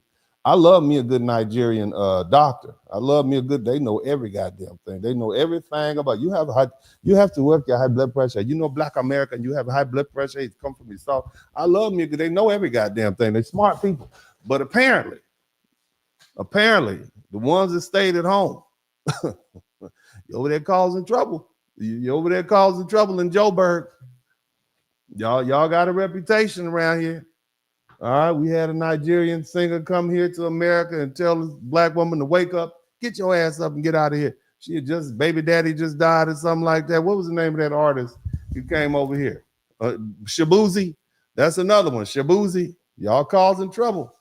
You understand what I'm saying? You having problems out here. All right, you Nigerians, look, the word is out on y'all. Now you committed 60% of the crime down in Joburg. Everybody know your name is out there. All right, so look, family, we might need to stop just blaming all Africans. To me, it looked like the Somalians and the Nigerians at the top of the list. I ain't met nobody from Uganda coming over here causing trouble. Okay, it looked like Burna Boy and Shabuzi, okay, and them Somalian and the Somalis up there in Minnesota. Those are the Africans that are representing the rest of Africa. I'm just pointing that out to you all. Okay, I'm just pointing it out to you. They're in Japan causing trouble. They're over here causing trouble. They're up in England causing trouble. You Nigerians, we watching you. Everybody watch y'all. Let's see what else you got to say. Okay. African TV called Sizoktola. And every single Sunday, without fail, there are Nigerians that are found with drugs, selling drugs, and their answer is always that they are trying to hustle in South Africa. So our country must just keep quiet while you guys sell our children drugs and just hijack buildings, and you come here and you prostitute women, you steal children, you kidnap, you do. The Nigerians over there pimping in South Africa. You Nigerians are over there pimping. Y'all are pimping them South African women over there. That's what y'all doing. Yeah, y'all. It's not all that. We got to look. Black American Committee. We gonna need to get together. It's 54 countries in Africa. Okay, and apparently, it's the Nigerians and the Somalians that we gotta watch. We gotta keep an eye on them. And me, I'm gonna keep all four of my eyes on y'all. Apparently, that's what's going on. Apparently, they are exporting people, and people around here being slick and pimping and carrying on and selling drugs. That's what it seemed like to me. So we might need to narrow our focus. Okay, black folk. I'm just saying, we might need to narrow our focus. Now, I know we got some people from Sierra Leone. I did a broadcast a couple of weeks. Sierra Leone got a lot of criminals coming over here. Got not a lot of some Liberians. But it seemed to me like Nigeria's name keep coming up. Nigeria, your name keep popping up on the roster. Okay? I'm just saying. Your names keep popping up, Nigerians. And you Somalians, you right back out with them daycare scams. Okay, you're on the radar, east to west. Let's keep going. Tuck shop mafias, you sell rotten food. We must keep quiet while you do that, because if we don't keep quiet, you're going to jump to say you're going to stop trading with us. Kanti, you're not doing us a favor by trading with South Africa, by the way. You're trading with South Africa because you get something out of it. Trade works that way. You don't trade for free. You trade because you are getting something in return. But you are not trading people with us. So this thing of saying that you're going to stop trading with us is funny, because if you are trading with South Africans, trade with goods. Don't trade with us by sending us people from your country and forcing us to live with them. And then if we don't want any more of them, because there's millions and millions. I'm just kind of, that's a beautiful woman right there. I know she's talking. Of them. Look how pretty she is. She's so pretty. Look at you, pretty baby. I hate that you have to go through all that stress with them Nigerians down there giving you a hard time. I'm sorry for you. You pretty though. You real pretty. You beautiful lady. She's so beautiful. Look how pretty she is. I'm sorry for you. Now, if you was ugly, I'd tell you, because Uncle D would tell it. I ain't got good sense now. I'm getting old. I just say whatever the hell's on my mind. But you're a pretty lady. I'm sorry you got to be stressed out. Now, girl, what did he do to you? I know what happened. What did he do to you? Now, I already told you about what the West African man did to my mama friend back in the 90s, knocked her up. He must have went way up in there, because my understanding is that her eggs was dried up. And for you all who missed it, my mama friend couldn't have no kids. She was married to a man named Tim, and Tim couldn't get her pregnant. He was like some kind of air traffic controller. Okay, and he lived out there in Pasadena, California, with the snooty black people. Whatever he was doing, for years they were married. There's just a lot of frustration and anger in that relationship. Well, anyway, and we thought, well, she can't get pregnant. And then she hooked up with this brother from Ghana, and he went deep. He went deep into the motherland, and she, boom, got pregnant. He cracked those eggs. And so now I'm trying to figure out, what is it that this Nigerian man has did to this particular little lady, okay, that got her on the internet complaining about what these Nigerians are doing down here, because she's clearly passionate about it. Who did it, baby? Tell us. Tell us who did. You too pretty to have problems. You don't have these type of problems. I can tell. Around committing crime. Suddenly you turn around and make us the bad people. Also, committing crime, and then you turn around and make us the bad people. What was the crime, baby? It was a crime of heart. It was a crime of your heart. I know. Another thing that I find so strange is that you are the same people that come here claiming to be refugees, to be poor, to be all these sad stories that you always give when you want to stay in South Africa. But when you are in South Africa and you realize that you claim and you want the whole world to listen to your sad stories about lies that you create, saying that lies, the lies, your sad stories and lies. Somebody type sad stories and lies. He broke your heart, didn't he? He broke your heart. He broke your heart, baby. I can tell. There's xenophobia and you're dying and this and that. You're dying. You claim that you fear for your lives. You left your country because you feared for your life. You left that other woman because you said she was no good for you. Then you came over here to me. But you didn't fight for your country. But you are here in South Africa fighting South Africans for South Africa. And now you didn't want her. And now you over here talking about you want me, but you don't treat me right. How does that make sense? You fail to fight in your own country for your rights in your own country with your own government. You need to go back to your baby mama then. That's how you're going to be. For your own children's future and your entire lineage. Yeah. But you are here in South Africa. You over here with me. You down here with me. Give me the same. I see why I didn't agree with her at first, but now I understand. I understand what she's telling us that you're fighting South Africans because they no longer want you in South Africa. I find this. I don't want you no more. I don't want you, kufufu. I don't want you. It's a lot of passion in that. It's a very passionate young woman, and somebody did something to her. You Nigerians, I know what you're doing. I know what you're doing down there. We're gonna listen to a couple more of these videos. And we're going to ease up out of here. Y'all, let me know if you can hear. African, you lazy. You are lazy, and then you want to take it out on the person who's hardworking.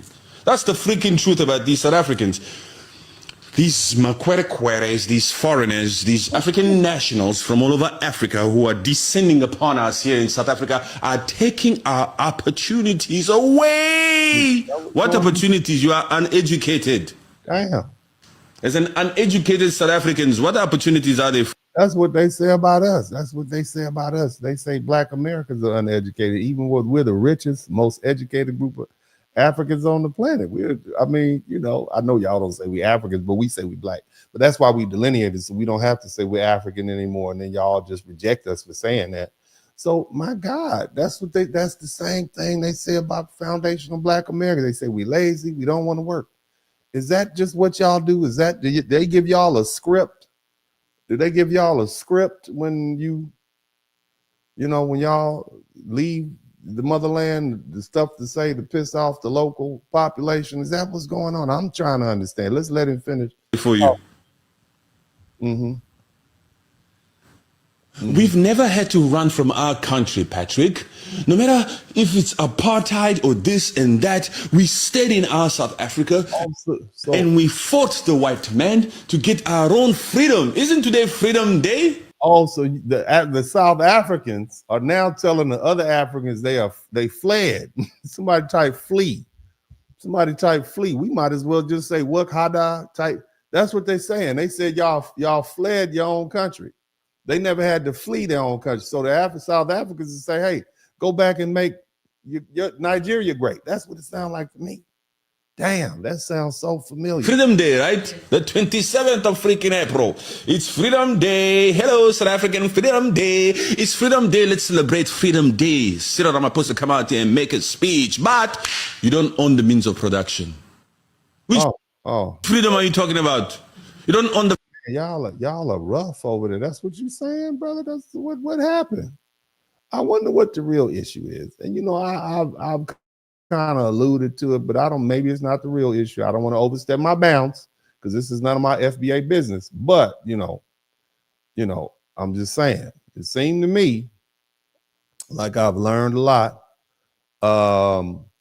Let's look at this. This guy he seems to have black woman that loves the Nigerian guy so much. And the Nigerian guy, most of them, I'm sorry to say, these are the giants. It's a hit and run affair for some of them. Don't have time. So let me see if I got this straight. Because the first video I played was a little angry South African man saying that his women don't need to be dealing with these foreign men. And now you, sir, as a correspondent on the ground, are telling me that these South African women are turning themselves over to. We'll use that term.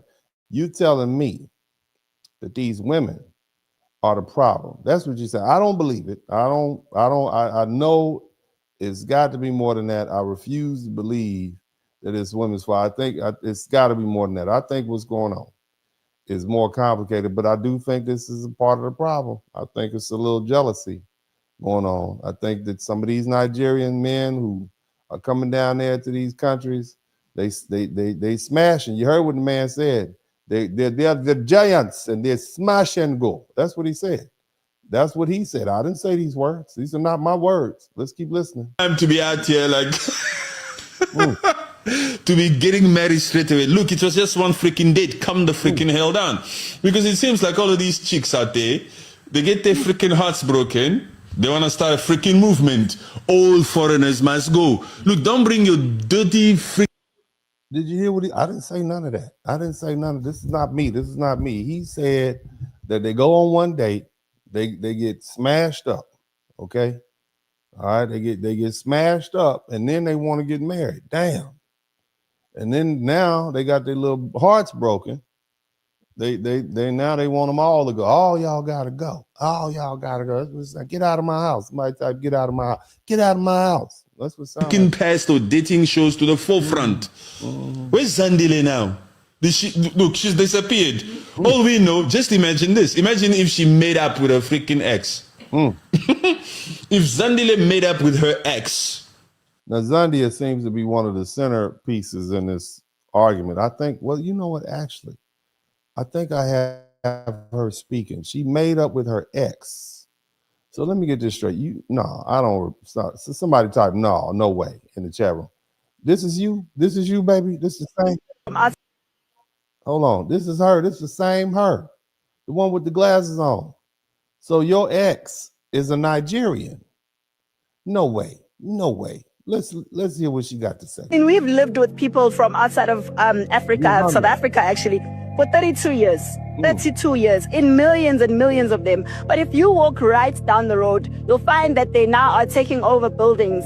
There's prostitution, there's drugs, there's cartels, there's mafias, everything in this. But hold on, you was cool with it when you was dating one of them, baby. Is that what you're saying? This is soap opera. This is not, I just download the videos and I examine them live with you all. That's why you get this real reaction that you're getting. Are you telling me that all of this because you got your little coochie caved in and your feelings hurt? He went up there and touched the bottom. Somebody type touch the bottom. And is that what happened? That's what this is about. So we got all this Afrophobia because you got your bottom touched by a Nigerian man. Is that what happened? You got your little all mixed up down there. This is interesting. This country is a fertile ground for criminals to thrive. So we're not getting the best of the best when it comes to immigrants. We're getting those immigrants who are running away from their countries because they know that they're criminal elements. She said, we got a bunch of fleers and criminals. You sound like Trump. You sound like they're not sending their best. They're sending rapists and drug dealers. That's what you're saying. And our government is just letting them be because they want to paint them as victims. They're not victims. How are you determining that these are illegal foreigners? Because, I mean, we know that already last week, General Mkhwanazi did say that there needs to be a way to verify. But how do you verify? Well, it's not our job to verify. But when we're marching, when we're doing operations, there's always the police. It's their job to ask people for their papers.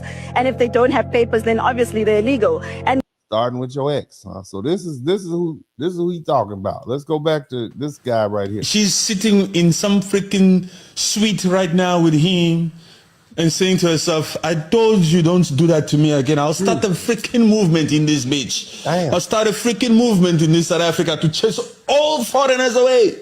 Don't cheat on me again. Because she's gone freaking quiet. Oh, is she really respecting the court of law that came out here to warn them and say, hey, halt, you are barred. That's the term they use. You are barred, and any further action or from you operation to do that, to come out here and fix people, ask them for their papers or whatever, it's gonna be hard on you people. So where is Zandile? Because this Jacinta chick is also out here now doing the same thing. Well. This is why we mind our own business. I don't know. I'm just looking at video footage. How would I know? I'm over here in America, okay? I'm over here in America with us non-Africans. I'm over here minding my FBA business, and I see black folk on the internet getting beat up, and I'm like, what the hell is going on? That's what I'm trying to figure out. Let's go ahead and listen to some more serious people, and then we're going to go ahead and get this broadcast moving. I want to make sure that we actually get some lessons in here. And I have a greater point to prove, but let's listen to this fella. He looks like he knows what he's talking about. What you're seeing on the media, South Africans are not xenophobic. Shit. What you mean? Contrary to what you're seeing in the media. Yeah, I see I don't believe you. Hold on a minute. No, I don't believe none of that. You talk about things. Sir, did you just not, hold on a minute. Did you hear what he just said? We are not, come on now, man. I had hope for you. That you, sir, were gonna be, the one to speak the truth, okay? Because you look like you got the nice suit. You telling me this is not xenophobia right here, sir? This what I'm looking at? None of this. None of this is xenophobia. That what you telling me? I don't know. Looks pretty xenophobic to me, sir. It looks to me like this is xenophobia in action. That's what it looks like. Very xenophobic.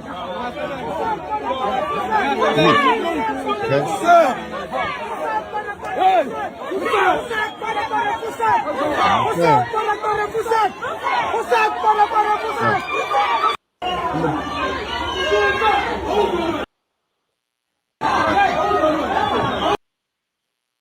All right, you guys, I'm going to take a quick break. You guys hit the #1 button. I will give you a video from a little blast from the past. I want y'all to check this out. And make sure you like, share, subscribe if you haven't already, because that's the important thing that I need you all. I need y'all to make sure y'all subscribe to the channel. Let me see what my subscriptions look like. We ain't taking a break. But you all need to go ahead and, are you learning something? If you hadn't learned anything, you just hard to teach. But if you learn something, I should earn something. But in the meantime, I need y'all to make sure, apparently YouTube took 20 of my subscribers away for whatever reasons. I need you all to make sure you are still subscribed to the channel. Please subscribe to the channel right now. Take the time to subscribe to the channel. I'm checking to see what my subscriptions look like right now. I need you all to take the opportunity to subscribe to the channel. You'll never get another person as bold as me. I need, I need approximately 18 people to subscribe to the channel so I can get to 92,600. I need 18 people to subscribe to the channel so I can get to 92,600. Okay, so take the time and hit your little button and subscribe to the channel right now. I know you hear me. I know you hear me. I know. I'm looking at you. You right there. You with your phone like this on the side of your face. I'm looking you in the pickup, you in the truck with your phone down there listening to me in your truck. You riding across the country. Yeah, you. I need you to subscribe to the channel right now. Don't play. All right? Go ahead. Go ahead. You sitting in there ignoring your girlfriend, listening to me, go ahead and do it. Go ahead. Everybody who have something else to do and you sat up here and decide to listen to me with your earphones on, subscribe to the channel right now. I'm talking to you. I'm talking to you. Yes, you. Is he talking to me? I'm talking to you. You with the shirt on. I'm talking to you right now. And I'm talking to you too, lady. I'm talking to you with the bonnet on your head. All the women with bonnets on your head. Every woman with a bonnet on her head, I need you to subscribe to the channel right now. All right? Fellas. All the fellas with crusty feet, I need you to subscribe to the channel right now. I need my crusty feet crew.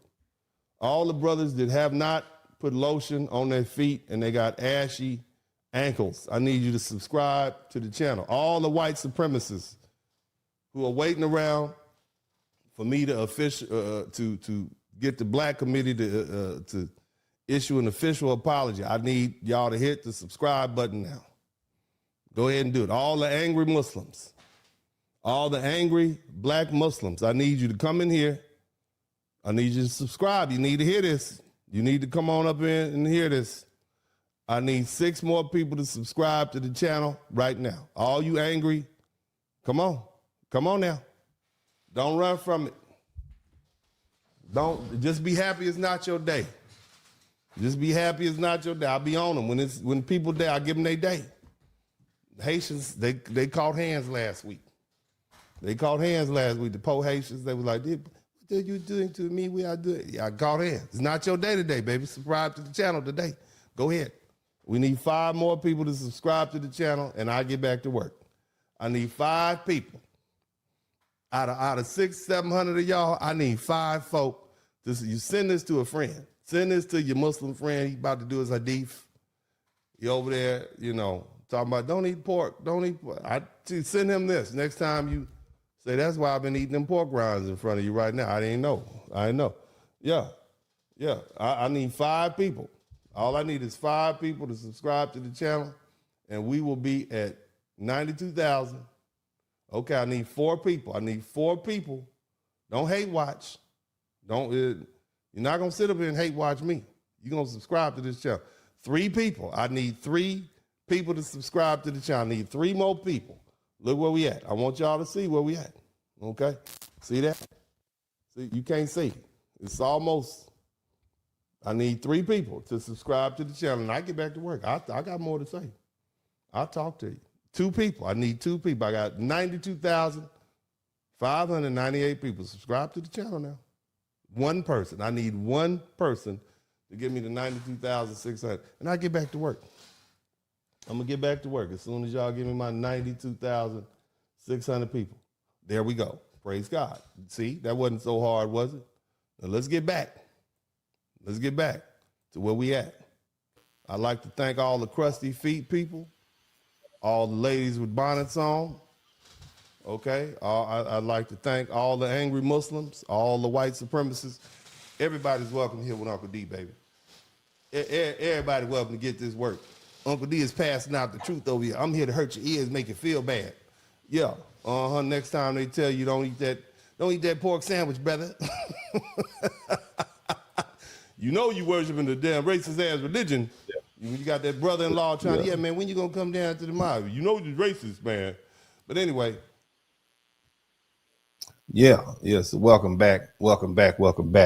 Now, despite what this gentleman said towards the end, okay, and I'm gonna let it play again. Contrary to what you're seeing on the media, South Africans are not xenophobic. Okay, yeah. The Contrary crowd. to what you're seeing in the media. Look at him, look at. The crowd is like, shit. Look at the crowd is booing his butt. Yes, they are. Now, yes, they are. Okay. Yes, they are, sir. That statement sounds a blasty statement, especially because of some of the things you would have seen online. We saw it all. So I'm gonna let you go ahead and rest on that. And we're gonna go ahead and get to the lesson for my people, okay, who are listening here today. Somebody type FBA all day in the chat room. Somebody type FBA all day in the chat room. Now, I have one requirement here. After you subscribe to the channel, you don't owe me anything at all. But I do ask that if you learn something, I should earn something. You don't owe me nothing. But if you do learn something, I should earn something. Now, here's the thing. South Africa exposes the danger of this whole Pan-Africanism thing, okay? Because that's what we talk about. The title of this is South Africans Attacking Africans, Pan-Africanism, a Failed Ideology. And that is being exposed, okay? When times get tough and economic pressure rises, African people run back to their national identity and their racial solidarity. You know, all of that goes out the window. You see what I'm saying? See, in theory, Pan-Africanism says all Africans should see another African as kin in a shared continental project. But in practice, South Africa has seen a recurring hostility toward other Africans, especially African migrants accused of taking jobs and housing and healthcare and economic opportunity And that reveals that shared Africanism or Africanness doesn't overcome nationality, pride, class, language, economics, or local national pressure. And when survival is on the line, the national interest usually beats Pan-African rhetoric. In other words, what I'm trying to tell y'all, if African on African crime happens, what do you think is going to stop them from jumping on your black behind just because you're black?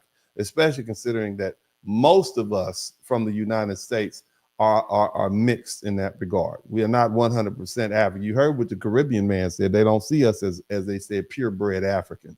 So not only are we not African, we're not even fully sub-Saharan African or as by way of an ethnicity. So I just think of I want you to think about this. All my Back to Africa people. What's going to happen when the tide turns? What happened when the economics go south? But either way, Pan-Africanism places an unfair burden on Black Americans. We're asked to emotionally, politically, culturally, and financially line up with African in the name of racial unity. We've been told to see ourselves through Africa, defend Africa, invest in Africa, organize around Africa. But that same expectation hasn't been placed on Africans. African nations, they prioritize their own citizens and their own borders, and as they should. Okay, they have their own ethnic coalitions and economic survival and political interests. Pan-Africanism asks Black Americans to ignore our own group and what we need right here in the United States of America, right? While everybody else protects their own. You see, cooperation, trade, diplomacy, cultural exchange, political alliances, that's cool, okay? But that's still not the same as unity. Alliance isn't the same thing as identity. Okay, Black Americans don't need to hate Africans to recognize that we're a distinct people with distinct history and distinct institutions and distinct political needs and distinct cultural priorities. That doesn't mean we hate them. See, the mistake that Pan-Africans or Pan-Africanism is, it tried to turn symbolic connection into a governing identity. And that's why Pan-Africanism failed as an ideology and why we'll continue to fail. And when it demands that Black Americans subordinate our own ethnic and political economic interests over here in the United States of America to some broad racial project that never functioned consistently on the African continent itself, as you see, okay? Africa's real problem, you want the answer? Let me give you the real problem, because I've heard enough. The real problem that Africa has, okay, is a lack of and maintaining their infrastructure and their public services. That's what the people are saying. South Africa's dealing with a crisis of governance and employment and public services and border control and public trust. Instead of admitting that, the country said, no, we just gonna blame, you got poor African people turning on other poor African people. And South Africa feels abandoned by their government, and these migrants came looking for survival. These two groups are being pushed into conflict, while the real failure is much higher up. See, the answer isn't telling Black Americans to collapse our identity into African identity. Because I mean, here's the thing: it is for African nations to build institutions that serve their own citizens. Okay. It's their job to develop their infrastructure and educate their children, and stop begging these outside powers, especially their foreign colonizers and charities and international lenders and China and Europe and America or the Black diaspora to do anything for them. Shout out to Phu Quan, especially if they can do it for themselves. Pan-Africanism, you know what it does? It skips over the part where they're supposed to work hard. It asks for the emotional unity before institutional competence. Okay, it asks Black Americans to identify with a continent that hasn't unified itself. You understand? It tells us we're all one people, while Africans are divided by, not only are they divided by nation, but they're divided individually by tribes and language and religion and class and border and other local interests. And when pressure comes, jobs, migration, crime, housing, hospitals, food prices, corruption, war, people don't fall back on that Pan-African slogan. They whip the spears out. You know, this is what you see happening. Black Americans can support Africa like any other nation. We can trade, we can visit. I think they're beautiful people. I think I told you about some of the, Africans. I tell you guys all the time. My youngest son's godmother is a Nigerian woman. Love her to death. She's family. You understand? Love them on an individual basis, but we cannot be the engine for Africa. Foundational Black Americans cannot be the economic engine for Africa. We can't do it. Visit, yes, invest wisely when you go there if you want to. Okay, cooperate where interests align, but we don't need to surrender our own identity and history and institutions of our own group's interests in the name of ideology that has never worked on the continent it claims to represent. Okay, now here's what I need you to understand. The difference between us and them. Somebody type us and them, and you're going to learn something. All right, let me tell you the fundamental difference between Black Americans and everybody else. If Black Americans built institutions under a hostile set of conditions, somebody type institution building in the chat room, you're going to learn something. If Black Americans, if we could build institutions here surrounded by white folk who had just let us out of slavery against their will, then segregated us, lynched us, excluded us from even drinking out of a damn waterfall. How petty are you? Okay, how petty are you? Don't want us drinking out the water fountain? You're right. We cooking your food, but can't drink out the water fountain. You having sex with our women and our men, but you don't want us drinking out your water fountain. Think about that. They underfunded us. They criminalized our activity, right? And tried to send us back to Africa a couple times. You understand me? But imagine that. How can Africa, with the land, the minerals, the oil, the agriculture, the youth, the coastline, the culture, the history, and some of the richest natural resources, why y'all can't build institutions over there? Black Americans built churches when we were denied dignity. We built schools when we were denied education. We built university institutions they are literally called historically Black colleges. In other words, not only are they Black colleges, but they have been historically Black. See, we don't do like Latinos. We don't come in and take over other people's stuff. We build our own. You understand that? Black colleges and universities were financed by the minds of Black people. See, when white churches locked us out, we did what we had to do. We built businesses, and when banks wouldn't lend, we built mutual aid societies. When the state wouldn't protect us, shout out to Fuquan. When they wouldn't protect us, we built civil rights organizations. When the courts and legislators ignored us, we built people under pressure. Africa's problem isn't Black Americans having loved Africa enough. Africa's problem is that too many African governments, elites, and political systems have failed to build and protect strong institutions for their own people. And that is the key difference between foundational Black Americans and Africans as far as culture. Everybody wants to talk about FBA American culture. That most say we don't, that they really don't understand, okay? Or not enough to really recognize it even exists. And the truth is that's how it's supposed to be, okay? I'm glad they say Black American culture doesn't exist. I'm glad you can't attack it if it doesn't exist. Again, that's how it's supposed to be. That's part of the culture. If outsiders if they understood foundational Black American culture, they would destroy it. So the truth is, we keep it under lock and key, and only insiders understand our culture and the keys to our culture. That's why all of us have sat down. Somebody typed, "We're resting," and we didn't have to have a meeting. We didn't send out any mass texts. We didn't send any emails. But all of a sudden, all the Black people around America just said, "We about to have a seat." Sometime around November, late November 2024, we was like, "Nah, we're gonna sit down. We're resting," and we still resting. And we're going to keep resting. So whatever it is, the keys to the culture, you got to be in the culture to understand the culture. And we're not telling you. I'm talking about it. But most black folk was cool with just saying, yeah, y'all keep on thinking that. We're going to keep on striving and surviving. But let's stop pretending FBA don't have a culture just because our culture doesn't look like a flag or a tribe or a village or a passport. FBA culture is one of the most powerful cultures ever created in the modern world. And that's because a culture is the programming that instructs the people on how to survive.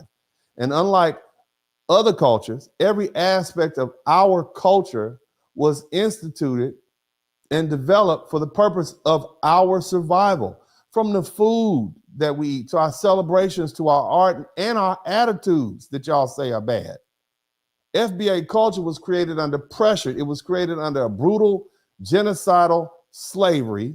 It was created under anti-black legal schemes. It was created under legally sanctioned murder called lynching. It was created under redlining. It was created under apartheid-style segregation. And it didn't just last 100 years. It lasted hundreds of years. Our culture developed under mass incarceration. Loitering could get you a 10-year prison sentence. It was created under a government and a society that spent centuries trying to control us, erase us, exploit us all the way down to our sexuality, and then break us. And yet here we are. Somebody type, here we are. And that's why we get tired of Africans coming online telling Black Americans we don't have a culture. That's just stupid. What they really mean is they don't understand our culture because our culture wasn't built the same way theirs was. African cultures were built around land and tribes, and y'all got free roaming animals and stuff. Y'all go out there and, kill a goat, go kill you a muskrat or whatever you have over there. It was built around your languages and your kingdom and your ethnic groups and villages and, you got a village over here by the river and ours is on the hill. Okay, lots of sunshine and rain and freedom in a land of your own, with your own national identity. FBA culture was built under brutality and hostility and captivity and under racial warfare. Our women were raped on a regular basis. It was part of the culture that our culture had to adapt to that. We didn't get to keep our original African languages in some sort of clean, organized way. We didn't get to keep our original tribes in a clean, organized way. We didn't get to stay on our ancestral land. We didn't get to form a country after slavery and say, this is ours. We were forced into America, and then we had to create a new people out of our pain, resistance, our memory, our faith, our work, our music, our family, our survival. And that's why our culture is different. It's damn sure not weak. It's not missing. It's not fake. It's not confused. It's a culture of survival. It's a culture that teaches our children and our people how to read a room. Okay, it teaches us when to speak and when to shut our mouths. It teaches you when to smile and when to leave. It teaches you how to deal with the police, bosses, teachers, judges, white coworkers, racist natures, and hostile institutions. It teaches you how to code switch. It teaches you how to talk one way at work and another way at home and around your friends and your peers in your neighborhood. It teaches you how to nod at another Black person in a room full of strangers and communicate. I see you. It teaches you how to laugh through pain, how to sing through grief, worship through suffering, and build a community when the whole world is trying to scatter you. You understand what I'm saying? And see, that's something that many Africans don't even understand because your historical problem is different. Africans had colonialism. You had exploitation. You had bad borders. You got corrupt governments and tribal conflict and weak institutions and coups and foreign interference and economic extraction. Those are real problems. But those are nation state problems. Black Americans weren't given a nation state to mismanage like you all have. We weren't left in control of gold and diamonds and oil and cocoa and land and ports and armies and national governments.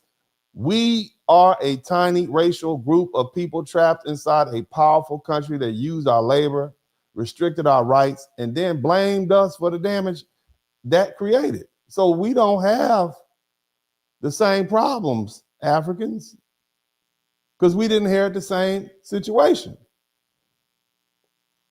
See, African countries struggle with tribalism and ethnic division. Foundational Black Americans don't have problems because slavery crushed all that tribal distinction and forced us to become one people, whether we liked it or not. It was evil, but we turned that evil into a new identity. We became Black Americans. We became people of color, not a tribe, okay? Or should I say people connected, okay? We have a shared history. And we became descendants of people who were enslaved in America, people who were oppressed in America. And that means Black American person, whether they're from Mississippi, Louisiana, Alabama, Texas, Georgia, California, South Carolina, New York, Arkansas, Tennessee, Utah, your mama, your grandmama, your daddy, Virginia, whatever. One leg, two legs, broken leg, kickstand, don't matter. You may even have different family stories, but we understand each other. We know that we have the same historical memory. We know the same kind of grandmother. We know the same kind of church. We know the same kind of warnings. We know the same kind of food. We know the same kind of music. We know the same kind of struggle. We know what it means when somebody says, don't go over there after dark. We know what it means when somebody says, be careful around them folks. That's the culture. And that's also why Africans often misunderstand us. They see Black Americans talk about race and all the time. Oh, y'all always talking about race. You say we're obsessed with skin color. No, we're obsessed with living. We're experienced at it. Race wasn't a theory in America. Race was the law of the land. Race determined who could be enslaved, who could vote, and who could own land, who could go to school, and who could testify in court, who could marry, who could live in certain neighborhoods, and who could move freely. Africans you got all these tribes. But Black Americans had a racial caste system. That's why we talk about race differently. We had to. In America, not understanding race could get you killed. It could get you jailed. It could get you fired. It could get you excluded. It could get you cheated out of your money. It could get you humiliated. Are you all with me? Are you learning something? Are you need some more convincing? Matter of fact, I'm gonna let you listen to this video from this lady and let her speak of her experience. This is a Nigerian. Listen to what she says.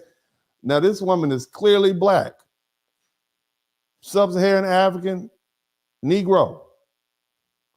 All right? Listen to what she says about her experience as a child coming here. In 2 months. So I'm a millennial, okay? Mm-hmm. When I was growing up in America, it was not cool to be Nigerian. In fact, there was no language of I'm Nigerian, right? You would try to say it, oh, you're a booty scratcher, your house smells. Like, I got bullied for being Nigerian, interestingly enough. And it didn't make it better. I don't know why I told my friend this story. I'm trying to remember Let me explain something to you all, because look, first of all, you got bullied because everybody gets bullied. All Black children get bullied. Okay, and the reason you get bullied because that is one of our cultural developments. The reason we talk bad about you and talk reckless to you, and it is so that you will not respond. The reason we cuss you out worse than the white man is because if you respond to the white man gonna come through and burn down everything and kill everybody. It's called culling the bad blood. And as one of the cultural adaptations, we toughened our children up. I do the same thing to my children right now. My kids will tell you before they got a certain age, I treated them like, you know, wonderful, sweet little boys. I'm gonna treat you well. But by the time they turn about 14 and 50, they start hearing the N-word fly around here. Daddy got real ignorant. And the reason is I'm sitting here raising a couple of little suburban kids. I remember sitting up with Dennis and Roman, and we watched that movie with Eddie Murphy and Red Fox, Harlem Nights. And they didn't understand many of the jokes. This is like 6 years ago. So I started letting them watch a series of movies going all the way back to, we watched a little bit of Roots. We went and watched Amistad. We watched the movie with Denzel Washington about the 54th Regiment. We went all the way up through. I was going to take them all the way through till Boys in the Hood and whatnot. But the bottom line is I had to acclimate my little suburban children who are raised in these mixed race schools with Indians and white folk and Latinos and all these other people in Asia. I had to explain to them, no, you're black. You're going to be dealing with black people. And black people talk crazy to you. And if you respond, it's going to be a problem. But more importantly, you got to know how to deal with the dominant society, if you will. You have to know how to deal with people who are going to say crazy things to you, give you these passive aggressive looks, and you can't explode because it's going to make it hard for everybody. That's one of our cultural adaptations. The culture is designed so people survive. So when you have little black kids on a school campus talking crazy to you, and calling you out your name, they're actually doing you a favor. Calling you an African booty scratcher, and you know how to cap back or roast back or give a response, then you have another way of dealing with it other than exploding. Because the minute you start exploding in a society where we're surrounded by people who don't like us and who are looking for a reason, and they'll make up a reason if they can't get a legitimate one, just so they can come over and burn up your town, Rosewood. So they can come down and unalive a bunch of people, Tulsa, because they're truly jealous of you, Seneca Village. Then you make it hard on all of us. So that's why all black kids get capped on and get roasted. Because now you over here with us. This is the culture. Stop complaining. You brought your mama and all your people, y'all came over here. This is how we do things over here. And if you're going to be part of the group and you automatically thrown in the black group, then you just need to understand that goes with the territory. And I wish there were people who had a better understanding of foundational black American culture who would sit up and challenge these people, all this pity part. Everybody get called names by black kids. We call each other African booty scratcher. You understand what I'm trying to explain to you? We all get rolled. That's part of the game. Who ain't been called big lip, bald head, goddamn lockjaw? Your mama's so fat she jumped off the curb and committed suicide. I mean, everybody, and the reason we talk about our mamas so much is because we love our mamas. And if you can take it with somebody sitting up there talking about your mama, some of us, all we had was our mamas and our grandmothers. So if you can sit up there and take somebody just disrespecting your mama to your face, and it gets more raunchy than that, then you can exist in a society where we're constantly being surrounded and constantly being tested and constantly being insulted and humiliated and thrive. That's what FBA culture is about. Somebody type peanut head in the chat room. Now I'm gonna go ahead and let this young lady finish, but you all make sure you spread that word and let them know what's really going on so they stop complaining about being called an African booty scratcher. The context, but because I was a cheerleader, these are all white women, and I had to switch schools, middle schools, because we moved. And I remember because the cheerleaders I knew were white women, I would sit with them because that's who I knew. Mm-hmm. But, I would see the black girls, and some of them I knew because they were in my neighborhood. Mm-hmm. And the black girls would be like, why are you not sitting with us? Like, what's going on? And I didn't even recognize that was an issue. I didn't realize. This little Nigerian girl came over here to the United States. You got all these black people over here. You sitting over here with the white women or the white girl. She don't recognize that because to her, oh, well, we're all friends. I guess I'm assuming you got to take everything that's being said with a grain of salt because, you know, this is a bit performative. Shout out to Faquan. Thank you for being the third person, the third super chat. Nobody else is apparently learning anything. So thank you, sir, for learning something. I'm sure you all knew this information already. But either way, thank you, sir. But, you know, you don't think anything's wrong with that? You sitting over there, basically the black girl was looking like they don't like you and their parents don't like you. Their parents don't want you sitting over there next to them, ma'am. They're tolerating you, but they don't really like you, okay? And you're going to learn soon enough. But either way, but she didn't even see anything wrong with that, okay? Because they don't unify on color, I guess. But the white man does around the world. You can see it. They start fighting each other to fight the rest of the people. But let's keep listening. You know, and it's not that I didn't see color, but it was because, you know, in a Nigerian household, you're not told you're black. Right. You're told you're Nigerian. Yes. There's no. Yeah. And that's your mistake in the United States. And in South African households, you're not told you're black, you're told you're South African. And that's why y'all over there whooping up on those other Africans from those other countries, and you're about to catch a lot of flack. Nobody feels sorry for you. So black Americans are looking at what the South Africans are doing and saying, damn, I don't feel sorry for them. Okay. They can't come complain about what the white man is doing to them, and they doing this to their own African brethren. What would they do to us? That's basically what they're saying. Okay, us. Let's keep listening. There's no language for that. So I think from even then, I had to start learning and understanding the nuances of different people and things like that. Even my best friend, she's Ivorian. I'm from Ivory Coast. Right. We met in high school.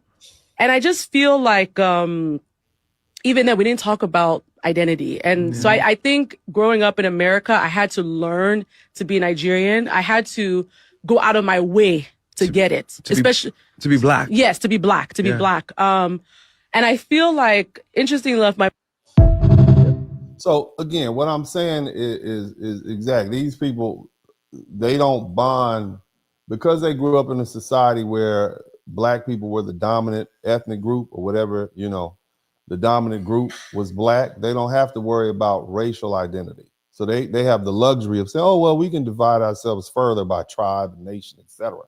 But that ain't how it works over here. But anyway, you know, again, we built institutions. All right, that's the difference between us. Okay, we built institutions. All right, Black Americans, we're not just talking about buildings and organizations and formal paperwork. We built systems of survival. Our people built, because America's dominant institutions were either closed to us, openly hostile, or designed to keep us subordinate. And so Black America didn't just survive. Black America, you know, we had to deal with segregated schools. We had to deal with medical mistreatment. We had to deal with political exclusion. We had to deal with economic theft. We had to deal with all this. So we built churches. We built our own schools. We built our own universities. We built our own newspapers. We had our own mutual aid societies. We had our own neighborhoods, our own political organizations. We built our own set of music to listen to. So we built our own. We had our own business districts. We built our own language. We built our own social codes. We built our own, we built a full survival system. You understand me? And after slavery ended in 1865, Black Americans didn't sit around waiting to be saved. White man wasn't gonna save us. That generation didn't sit around. During Reconstruction, Black people built schools, churches, that 12-year time period. Political organizations, businesses, towns, thousands of them. You understand? Black men served in state legislators, Congress, Hiram rebels. Mississippi became one of the first Black U.S. senators. We pursued education with urgency because we understood that literacy was power. And the FBA material, here's the thing. The FBA material wealth right now is a reflection of that. America had institutions. Black America had to build counter institutions. White power structure had courts, it had banks, it had police, it had schools, boards, it had hospitals, it had universities. But for most of American history, those institutions were excluded to black people. We were exploited by them. We were underpaid. We were miseducated. We were over-policed. So we responded by building our own institutions and ecosystem. Again, we built HBCUs because white colleges wouldn't let our children in. We built newspapers because white folk lied about us and they ignored us and they mocked us or justified the violence. So we had to get our own newspapers and put the truth out. We built black banks because white banks wouldn't even lend us money. They wouldn't even allow us to be buried in the same cemeteries with them. So I mean, we segregated to death. So we had to build our own cemeteries. You know, so that's what institutions did for Black America. They insulated us. They protected us. They trained us. They financed us. They buried us. They educated us. They organized us. And they gave us moral order. They gave us identity. They gave us political strategy. They gave us a place to stand when the larger society was trying to crush us. Every time we built, somebody tried to burn it down, though. Like I mentioned earlier, Tulsa, 1921. Rosewood, 1923. Wilmington, 1898. Elaine, Arkansas.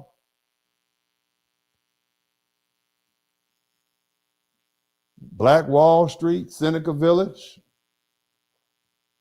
Whether we talking about a black farm or a black town or a black school, over and over again, they came for our stuff, and we built it again. Do you know they rebuilt Tulsa, Oklahoma within 20 years? It was back better than ever after they burned it down.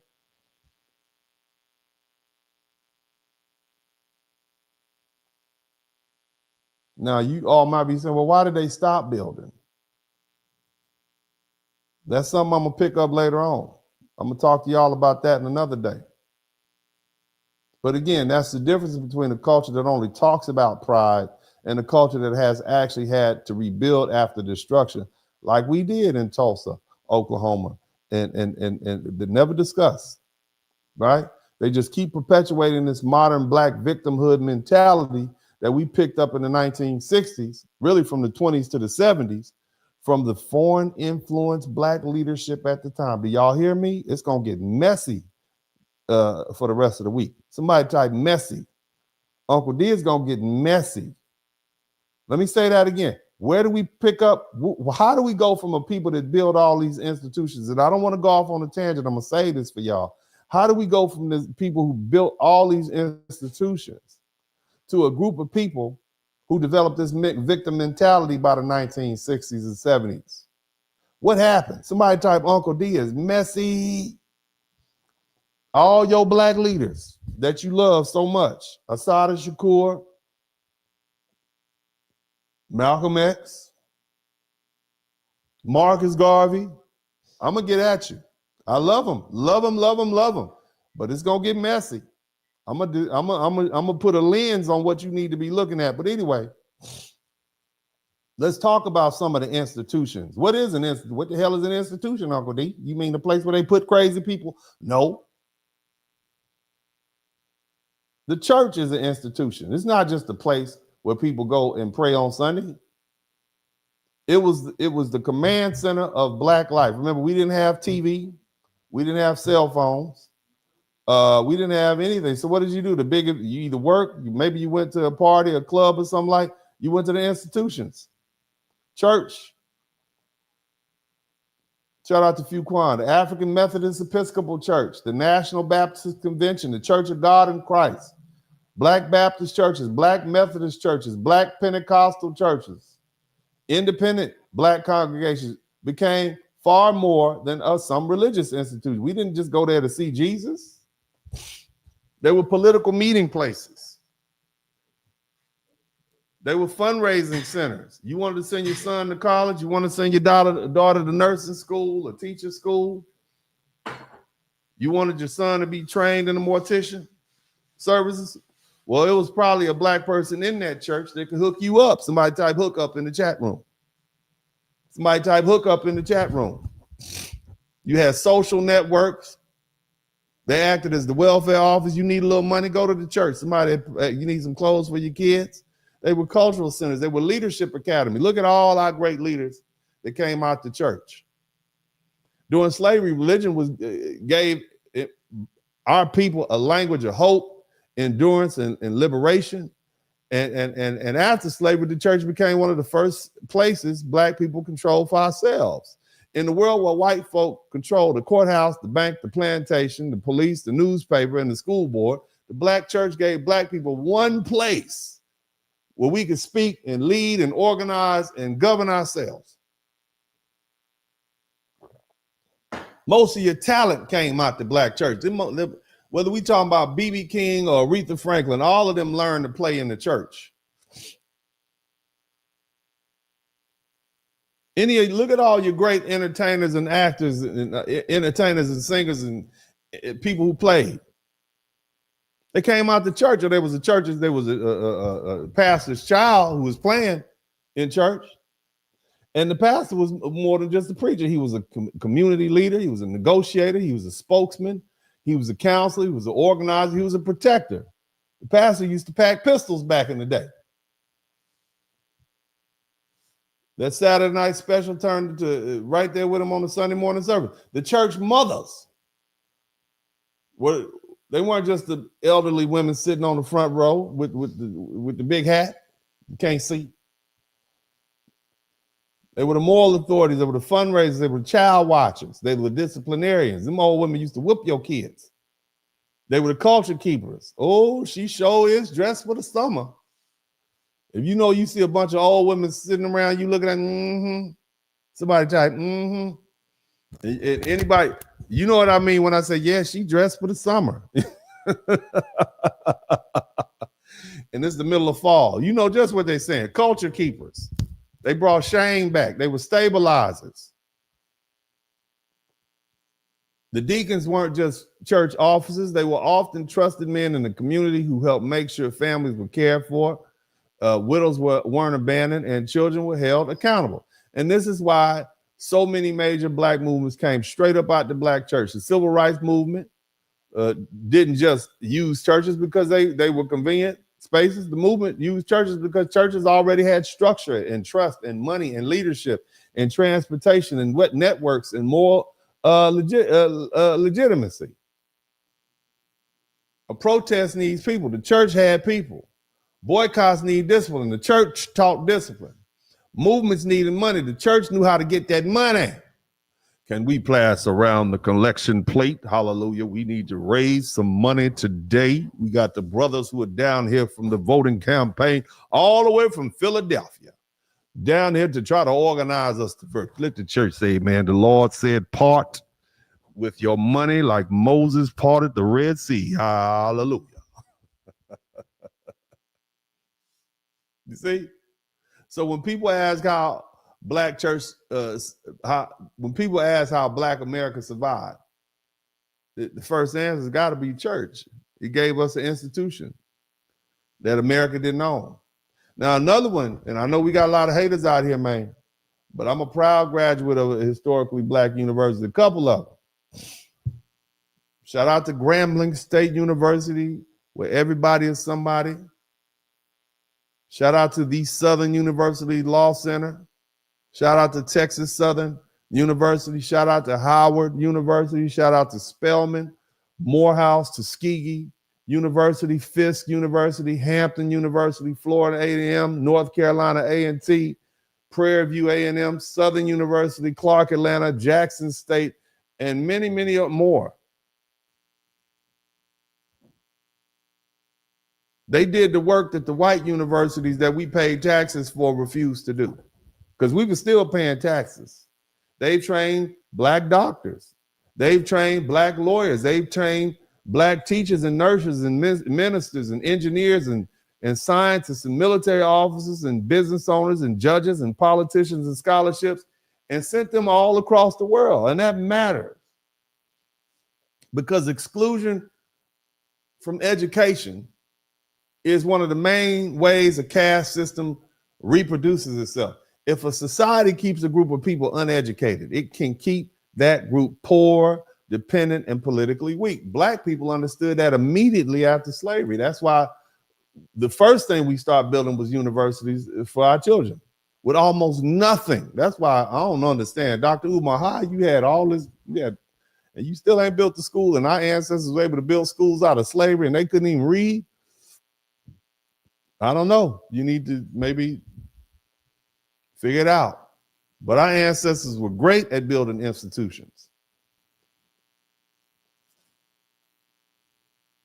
We understood the importance and knew that literacy was power. We knew that credentials were power. We knew that teaching children to read was not just education, it was resistance.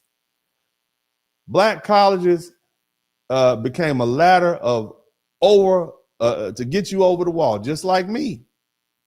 I wouldn't be here today if it wasn't for Grambling State University. Sure wouldn't be. I grew up in Los Angeles where they had helicopters flying overnight, and I was worried about getting jacked and robbed and shot and dealing with that crazy situation. I was a smart kid, but I was a poor student. And when I say poor, I mean not good. I was very smart, but I was not the most astute. I wasn't worried about them classes. You understand me? I'm gonna tell y'all something I ain't told. I had a 2.6 GPA coming out of Manual Arts High School in South Central LA. And if you look up Manual Arts High School, the first thing that pops up is the fact that somebody got shot on my campus doing what we call a nutrition or the morning session for break. It's all over the news. They didn't send us home. It was so common, they just sent us back to class. Somebody got shot on campus. The police showed up. They sent us to class. Shot by some gangbangers. Had 2.6 GPA. The ghetto bird. Somebody typed ghetto bird. The ghetto bird was flying over my house in the neighborhood every night. You understand? Walking down the street with the wrong color on could get you physically accosted. It was stress. I couldn't focus. I had a 2.6 GPA. Well, anyway, I knew I wanted to go to college. I scrounged up $25, took the what they call the SAT. I got $750 on the SAT. I'm like, damn, I'm not going to be able to get anywhere but the community college. Then a black man in my last month of high school, fresh out the LA riots, I believe it was May, came to Manual Arts High School, and he gave out, he talked to two people he came there for, and then Dr. Barner, who was the principal of that high school, a brother with a Jerry curl. Somebody typed Jerry curl. He said the recruiter said, you have one more? I have one more in my car. I have one more application in my car. He gave a young lady named Darlene Stevenson and Michael Green applications to go to Grambling State University and Southern University. And he had one more application. So he said, I don't have another one for Southern University, but I have one more for Grambling. So he gave them two and gave me two. And Dr. Barnes said, well, I know one more young man out of all the damn students in the whole damn high school. I'm the only one that took the SAT and had at least a 750 on it. And a 2.6 GPA. That lets you know where I was coming from. Either way, I was in the weight room lifting weights. I had my community college dreams. I was going to go over there and play football at Southwest Community College, try to get a scholarship at, one of these big white institutions. So I'm in there trying to pump iron. The season is over. It was a 5-5 season. We did beat Crenshaw High School, and they went on to beat the championship. But, dysfunctional ghetto life took our star quarterback out. He decided he wanted to sell dope for the first half of the season. And then our defensive back, he had murdered somebody the year before. He played defensive back and wide receiver, so he was a key to the. So we lost him. Ghetto shit. Somebody typed ghetto shit in the chat room. It was the 90s. It was what it was. But either way, I'm lifting weights in the weight room. I get a phone call. My coach says, they have phones on the wall. My coach said, yeah, man, the principal want to see you in the office. I'm like, shit. I'm just trying to graduate and get up out of here. I had a fight with another brother about 2 or 3 months on campus, and I'm thinking, man, they about to sweat me and put me out of school. So I was walking slow. I didn't want to get over there. It was a 6th period, so the school was almost over. I was going to just hop the gate and go home. But either way, I said, let me walk over here. So I took a little bit extra. It's a 4 or 5 minute walk. It took me about 15 minutes. I got to the door of the main hall. Dr. Barner and this recruiter were coming out of his office like, hey, he ain't coming, so you can go ahead and go. And I saw him right there. He said, oh, you the young man? All right, cool. And he said, look, I don't have an application for Southern, but I do have one more application in my car. And he said, I said, really? He said, have you ever heard of a historically black college? Have you ever heard of black college before? I said, you mean like on school days? Or I saw School Days, and then, I saw that movie, and then, I saw Different World. So I'm like, I didn't think that was real though. And he said, yeah, no, they real. He said, have you ever been down south? I said, I've been to Texas. He said, have you been to Louisiana? I said, no, I ain't never been that far. Not that I know of. But either way, he said, look, man, I got a application out in the car. Very cool, brother. He had a sport coat on, and he's, I'm over there with my black sweatshirt from, the swap meet, and my Dickies on, or some jeans, looking pretty urban. And he said, look, you can walk out here with me to my car. And as we were walking, I said, well, I don't know if I can leave yet, because the bell hadn't rung. But then just as that, the bell rang, so we was free to go. I walked out the man's car. We walked around to the front gate right there on Vermont Boulevard. And I know I'm off track a little bit, but I'm just telling you how important HBCUs are. This recruiter walked me out to his car. He rifled through the stuff in his trunk. He had one application for Grambling State University. I said, man, thank you. It was $25 for the application. So I went up to, I don't know if it was a grocery store or the post office. I filled the application out. I got the $25 money order, and I sent it off. And that was like May of 1992. And I'm like, man, it might be too late. He said, no, it's not too late. I said, my GPA is only 2.6. He said, no, you good. I said, but look, I can't speak. I didn't fail Spanish. I'm gonna get a D. He said, so that effectively locked me out of going to school at a California school. And so that not being able to, not getting a D grade in California meant I couldn't attend any college in California where my mom and family members have been paying taxes for decades. You can't tell me that's not institutional, but bottom line is they say we don't care. Black colleges don't care about you speaking Spanish. Either way, 2.6, 750, I sent the application in. I didn't really think it was gonna work. I didn't really know what I was gonna do. And by July, they had accepted me. I think it was even June. I got accepted to college. Shocked the shit out of everybody, because they like, it not him. Dennis? You mean Dennis Spurling? Babyface? That was my nickname. Don't tell nobody. Babyface got accepted to college. The last person we thought would get accepted to college was Babyface. The teachers was like, when they found out, they was like, him? Because, school don't let out to, we were still in school in June.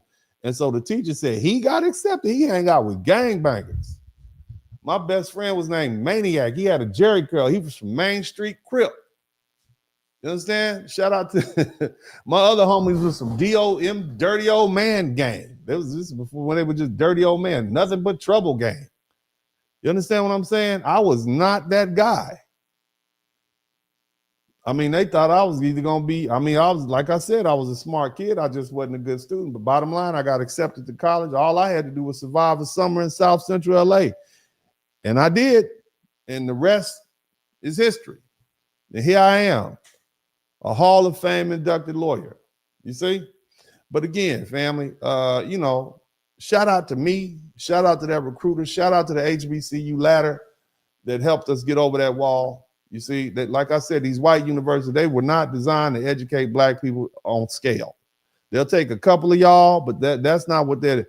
HBCUs were designed to do that. They didn't just teach subjects, they taught identity, They taught duty. They taught discipline. They taught leadership. They taught racial responsibility. A black student at an HBCU didn't have to spend every damn day proving that they belonged in the room. The institution itself said, you belong here.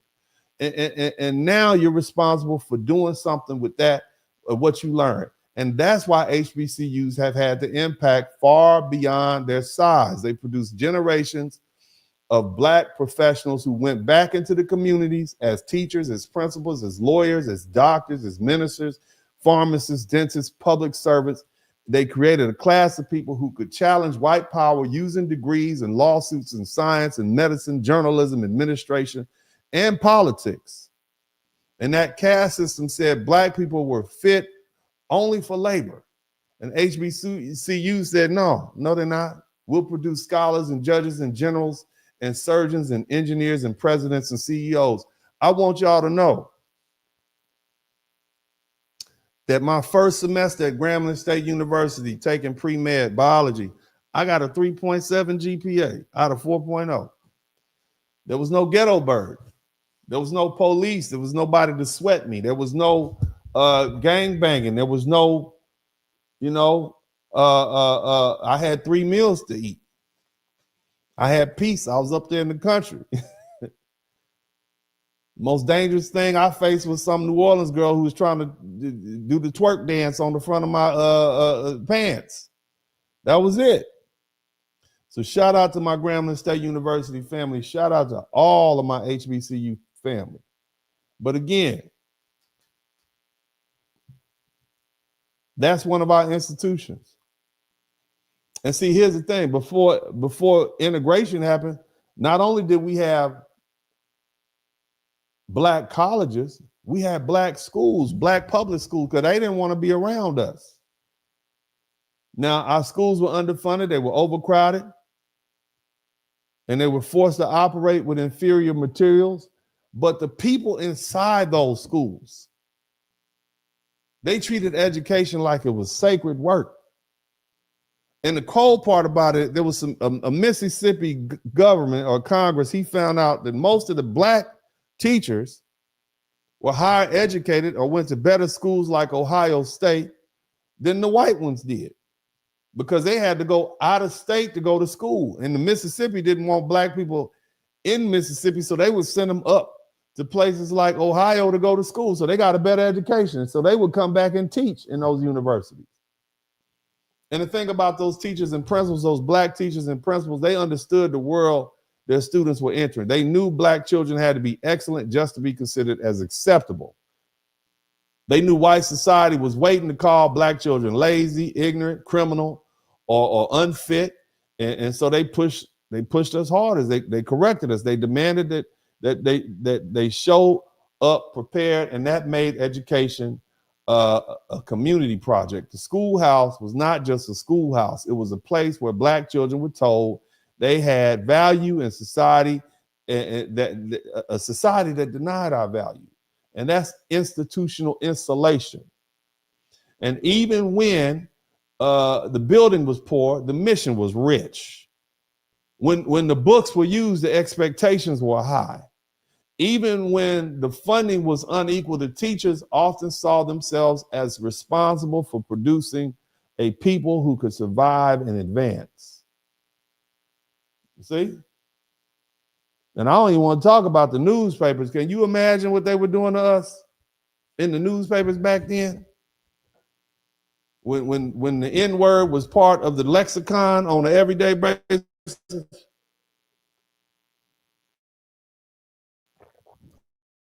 So we had developed our own major institutions for newspapers. We had the Chicago Defender, we had the Pittsburgh Courier, we had the Baltimore Afro-American, we had the Amsterdam News, we had the Atlanta Daily World, Norfolk Journal and Guide, we had the Houston Forward Times, we had the LA Sentinel. I grew up reading that. And you had so many other black newspapers that gave black America something that white media would never give us. And that's a truthful account. Some of our people would have the newspapers from these black papers sent down to the South. They would cause an uproar. See, what they did was those white newspapers full of propaganda. They described black victims as criminals, black communities as dangerous, black politics as corrupt, and the white violence is justified. When lynchings happen, white newspapers, they protected the mob. They blamed the victim or they softened the crime. That's why when you look back in history, everything is just so hidden. And so black people achieved something white media often ignored. When black communities built businesses, schools, and churches and civic organizations, white folk rarely treated those stories as important. And so newspapers corrected the record. They exposed racial violence. They published the names of those people who were victims and perpetrators, and we celebrated black achievement. And they advertised black business. Speaking of which, if you've been involved in a car accident, I want you to patronize my black business. Let me go ahead and put my number to my law office on the bottom here, because I know we feel good, okay? But guess what Uncle D need to do? Uncle D need to make sure his bank account feels good, because I spend hours here preparing these broadcasts for you all today. Normally, I charge anywhere from $500 to $1,000 an hour. But you all, you know, basically what happens in a car accident, you don't get paid unless I get paid. In other words, what that means is I work on a contingency. If I don't do a good enough job and we don't get a judgment or a settlement, then you don't have to pay me anything. So if you would like to give me a call, if you've been in the car accident, I got lawyer friends all across America. Okay, so make sure you call me, Attorney Dennis Spurling, if you've been involved in a car accident. As we speak about black business, don't you forget that. Don't get on here and laugh and, oh, that's a wonderful story. And then next time you get in a trucking accident, you call somebody else that don't look like us. That ain't cool. Okay, that ain't cool. And that's now, and again, okay, patronize my black business. Okay, I want you all to make sure you do that. All right, I want you to do. And here's another thing: if you have a black business, if you have a hair care salon, if you have a plumbing service, if you have an air conditioning service, if you're a doctor, if you're a lawyer that practices other law other than what I practice in my state, I'll be more than happy to put a commercial up for you. Okay, so I'm telling y'all, I will be more than happy to put a commercial up for you. Maybe you have a grand opening somewhere. Feel free to reach out to me. You can email me at spurlingdennis@gmail.com. Hit me up, and we can work out something where I'll put your commercial up and let it play.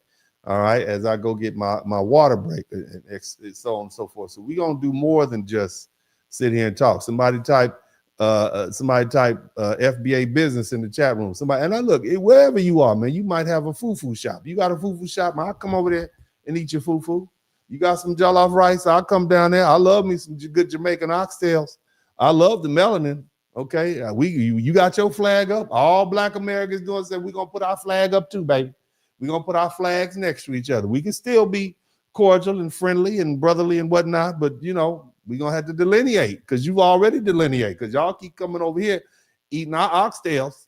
And when we try to get your oxtails, you know, no, man, these are Jamaican oxtails. Well, what's the difference between these oxtails and these? No, these are for us. You're not sharing your stuff right.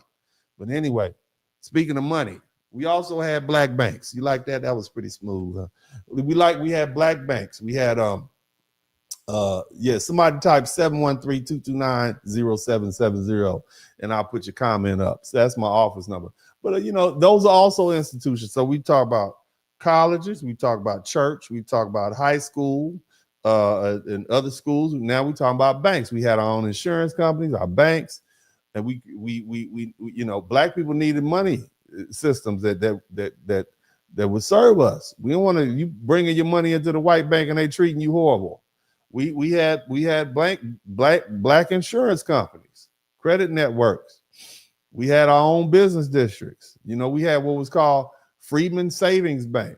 Okay, and despite its collapse and betrayal, because the white man got in charge and stole all the money, and of course, there was a time period back of a black man had no rights that a white man had to abide by, so they could just steal your money. Okay, and we should have knew better, but it happened. Okay, but later, black-owned banks and insurance companies help black people buy and start businesses, buy homes, and bury our loved ones, and build community wealth with mainstream financial institutions.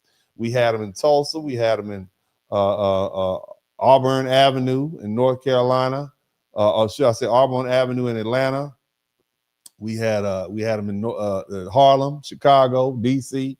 You know, these are the places that doctors and lawyers and bartenders and beauticians and teachers and funeral homes and restaurants, all these people, all these officials, they come together and put their money. They weren't perfect, but they were proof that Black people could create functioning economies under hostile conditions.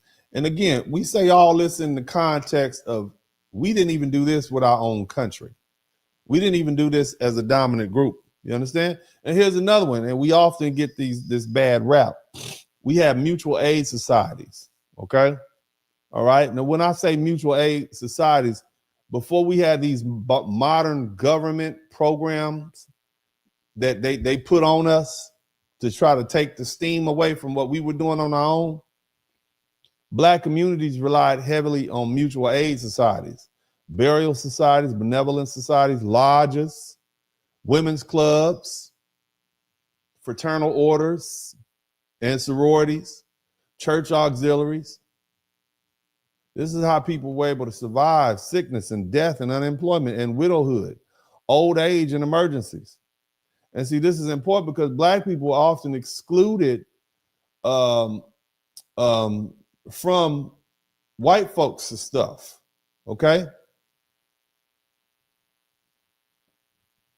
We didn't get fair wages, we didn't get fair insurance, we didn't get fair banking and fair public services. And so when somebody died, the community had to bury him. When somebody got sick, the community had to help. When a mama needed support, the community stepped in. And when children needed school clothes, the church members helped. And when families' house burned down, people took up collections. And see, mutual aid wasn't charity in like, oh, needy, weak sense. It was an institution building. It was a way of saying, thank you so much, Yaya's kids. Thank you so much, baby. Appreciate that super sticker. But again, a mutual aid, it's a way of saying, since the larger society, these white folk won't protect us. We'll protect each other. And so I'm going to take, look, you all are going to be angry with me, all you conscious folk. You have been brainwashed. And I'm going to say that now. You've been told to hate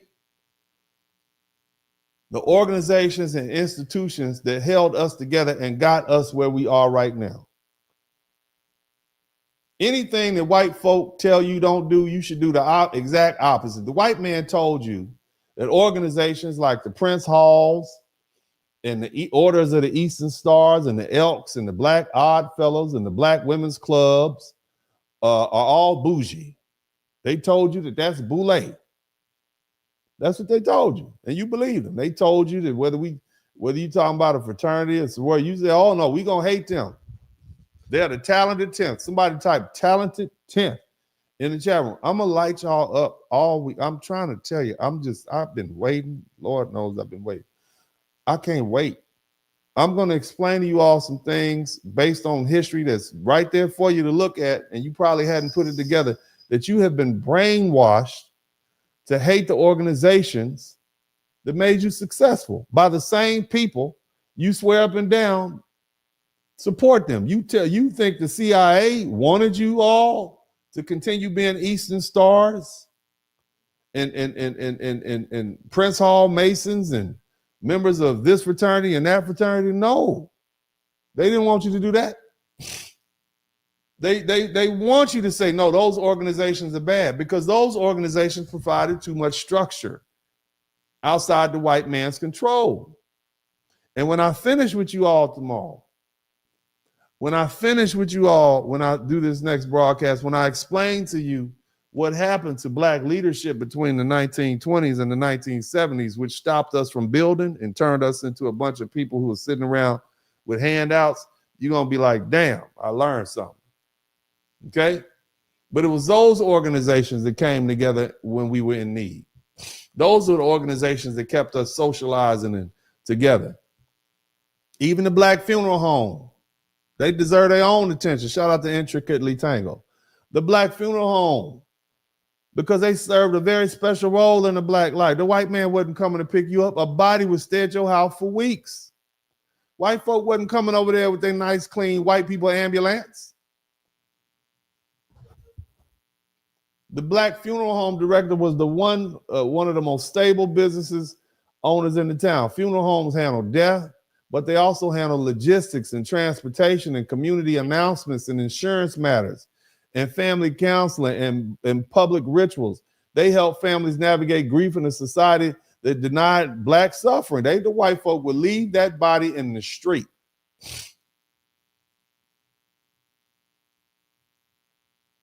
Somebody died, that body was gonna stay in the house till it turned black. My grandma used to tell me that. When white folk didn't come pick that body be black by the time they get in 3 or 4 days. You got to sit around there in the house. You ain't got nowhere else to go. Where you gonna go? A hotel? They won't let you in. So during segregation, white funeral homes and cemeteries, they treated black people, they wouldn't pick your body up. You had to be buried in a black funeral home, in a black cemetery. And so guess what happened? It was black funeral homes that stepped into that gap. And they made sure that you got a chance to mourn in peace and gather in dignity and honor your loved ones properly.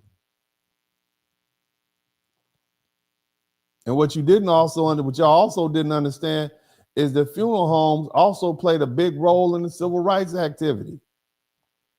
They the ones that had the vehicles and they had the buildings and they had the trusted staff and they understood discretion. And in dangerous times, that really mattered. When you have a caste system to strip people of their dignity from birth to death, the black funeral home said, nah, even in death, we're not going to let you erase their humanity. And then, that's another institution that's often overlooked. And of course, we hear about the civil rights organizations, but all of these came out the church and the sororities and the fraternities and the women organizations and the men organizations and the Masons and the Elks. All of these came out of those. You wouldn't have the NAACP. You wouldn't have Martin Luther King. You wouldn't have any of these people without the National Urban. They wouldn't be there. The Southern Christian Leadership Conference, SNCC, all these groups that spent time organizing lawsuits and training activists. They coordinated boycotts. They registered voters. They challenged the segregation. Where do you think they learned those organizational skills from? Church.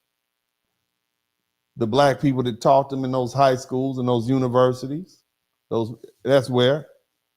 They also documented violence put forth by those periodicals. They pressured the president, the governors, the courts, the school boards. See, the organization understood something. Individual courage mattered, but courage without organization can be crushed. Organizations turn courage into power. You understand? One person refused to move on a bus can be arrested and forgotten. An organized boycott, that's gonna shake a city. And see, that's the difference between individual resistance and institutional resistance. Civil rights organizations gave Black American institutional muscle. Now, let me talk to you all about the Divine Nine. Somebody type black fraternities in the chat room. Somebody type sororities. I know we got some people who are AKAs and Deltas and Phi Beta Sigma and Zeta Phi Beta. Sigma Gamma Rho, shout out to Tech 9. I'm a member of Alpha Phi Alpha Fraternity Incorporated, proud member of it. I know there are other fraternities, but this is the only one that counts. Shout out to the Kappa Alpha Psi, shout out to Omega Psi Phi, shout out to the Phi Beta Sigma. I know you're there, but the only one that counts is Alpha Phi Alpha as far as I'm concerned. And shout out to Iota. Y'all wasn't really around. Iota Phi Theta. I know you're there. I know the little UPS fraternity. I don't know what happened.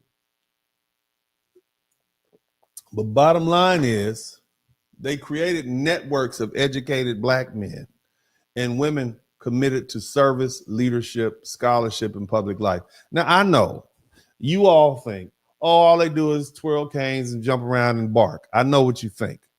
And that's all fun and games. I get it. It's attention seeking. It's college stuff. And I know you see the AKs and the Deltas and they do all kind of stuff. They look good though. I remember I was in Southern. my first year, I had, I went to Grambling. Let me get a little closer so y'all can understand. So I was at, I left Grambling, tall, big, strong women at Grambling, big, beautiful brown women. I went down to Southern. I was like, damn, these AKs are beautiful. And then come to find out, them AKs was actually across the street at LSU. That's where they had some. And I ended up marrying one of those AKAs from LSU. Shout out to my ex-wife who was at LSU AKA. But bottom line is beautiful, beautiful women, highly educated, beautiful women. And, but when I got down to Southern, I'm like, yeah, I like this. I like them and the dancing dolls. That's what I think I had a choice between going to Texas Southern University, Thurgood Marshall School of Law, or going to the Southern University Law Center in Baton Rouge. And, I decided I wanted to go to the Southern University Law Center in Baton Rouge because that would allow me to get down there and look at them dancing dolls that I would see on the Bayou Classic. Now, I don't know what they look like now, but back in the early 90s, they was fine. Them dancing dolls, somebody type dancing dolls in the chat room. Dancing dolls, some good look. Look at the dancing dolls at Southern University in the night. Gorgeous. You hear me? Gorgeous. But anyway, yeah, so that was I was simple back then. But anyway, come on now, who you dealing with? I'm living a dream. I'm in law school. I was wearing Chuck Taylors a couple years back, and now I'm in law school. That's great. But anyway, bottom line is these organizations, they connected Black professionals across cities and campuses and career and generations. And see, they help people find mentors and jobs and community and marriage. Like I just told you, networks and political connections and service opportunities. You see, in a country, you were locked out of the white boys network. You were locked out of that system. It excluded Black people. Okay. So, and I want you to we're not talking about Black Greek organizations. These are not Black Greek organizations. These are Greek letter organizations. It might as well be, we could just call it Roman numeral organizations if you want to. And they use that instead of using the typical alphabet that we use because it stood out. Oh, this is something I might want to be part of it. You see? But the bottom line is it created alternative networks of influence. And that matters because the institutions are not only buildings, it's instituted who you know. Also, your relationship. If you are a smart, brilliant young man, how do you find other smart, brilliant young men in your schools? Huh? How do you do that?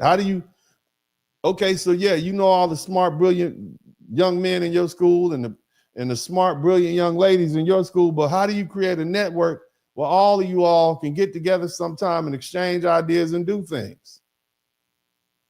Think about that. This is the network that we have. Thurgood Marshall was a member of Alpha Phi Alpha. Dr. Martin Luther King was a member of Alpha Phi. Johnny Cochran was a Kappa man. And the thing you all have to understand is once you graduate, it doesn't matter. See? Because we know that if you've been inducted into one of these fraternities, then a couple of things are true. You had very good grades, you were very studious, and there's somebody who can vouch for you. You're not just some fool off the street. There's somebody who knows you. There's already that stamp of approval. There's 100 people that know you who've interacted with you for at least 4 or 5 years. And so anybody who meets you can make a few phone calls, say, yeah, he's cool, blah, blah, blah. He studied this. Yeah, everything he says is true and real. So it creates an automatic network. And the other thing is you don't have to enter into a room alone. You see? And that's why the Divine Nine, or as they call these Black fraternities and sororities, just help build bridges. And once you get out, hey, look, I got Kappa friends. I got friends who are in I ain't got no Sigma friends. I don't think I ever had a Sigma friend. That's the ones that wear blue and white. I've seen a couple, but I got some Kappa friends. I got plenty of Q Dog friends. Shout out to the Qs. You know, as I said, my ex-wife, AKA, I know a few Deltas. A young lady I went to law school with, she is a member of Sigma Gamma Rho. Phi Beta Sigma. Zeta Phi Beta. You know, y'all all wear that blue shit. I don't know. My bad. Excuse me. Yeah, I don't know. Yeah, Kevin Samuels was a member of Kappa Alpha Psi, and which is why when that pastor down in Atlanta started talking crazy about Kevin Samuels, who's also a Kappa, his own frat brothers called him up and said, "Hey, kill that." You see what I'm saying? It's out there disparaging this black man's reputation. Come to find out, it's your Kappa fraternity brother. Like I said, it's a connection, and that's it. People make a big deal about it. It is a big deal to get in because you have to be the best of the best, or you should be. You should be. You should have a 3.9 or 10 grade point average. You should be upwardly mobile. You should be honest. You should be loyal. You should be dedicated. And it's a weeding out process. You don't want you don't want people to suckers in your organization. You don't want to be associated with that. And another thing, Black women clubs were among the most powerful and underappreciated institutions in America. Organizations like the National Association of Colored Women. They were founded under the motto, lifting as we climb. They created networks of Black women who worked on education, anti-lynching activism, public health and child welfare, voting rights, temperance, housing, morality, and community uplift. I think Black women would be much better if you all had some of these organizations back. It would impose a standard on you. Some of these young girls running around here don't even know what it is to be a woman. Imagine if you were able to groom them up and put them in a room with women of not just in 20s, 30s, 40s, 50s, 60s, 70s, 80 years old, so they'll see what they need to be women like that, women they can aspire to be. All they got right now is Cardi B and Meg Thee Stallion. That's why they turning out like they are. You know, all the women in this chat room, you know darn well you need that female camaraderie to keep you balanced, make sure you're not crazy or acting crazy, and have a better understanding of how you should comport yourself in different situations. So yeah, those organizations were important and to give you opportunity to shine. But Black women could go places that Black men couldn't go. And so Black women often had to fight racism outside the community, okay, when Black men couldn't go there. So they were able to help build schools. They were able to help raise money and care for the children and defend the families and organize campaigns. And they created standards of respectability and public responsibility. They were the standard bearers and people respected them for that. And then, of course, you know, that's another institution. And then we have the Black professional associations. These organizations they excluded us. They excluded Black professionals. They excluded the engineers and the doctors and the dentists and the lawyers and the teachers and the nurses. That's why we have the National Medical Association. It served Black physicians, okay? It did that when the American Medical Association wouldn't. The National Bar Association, which serves Black lawyers. Black Teachers Association, it served educators. You see? So all it did was keep us connected.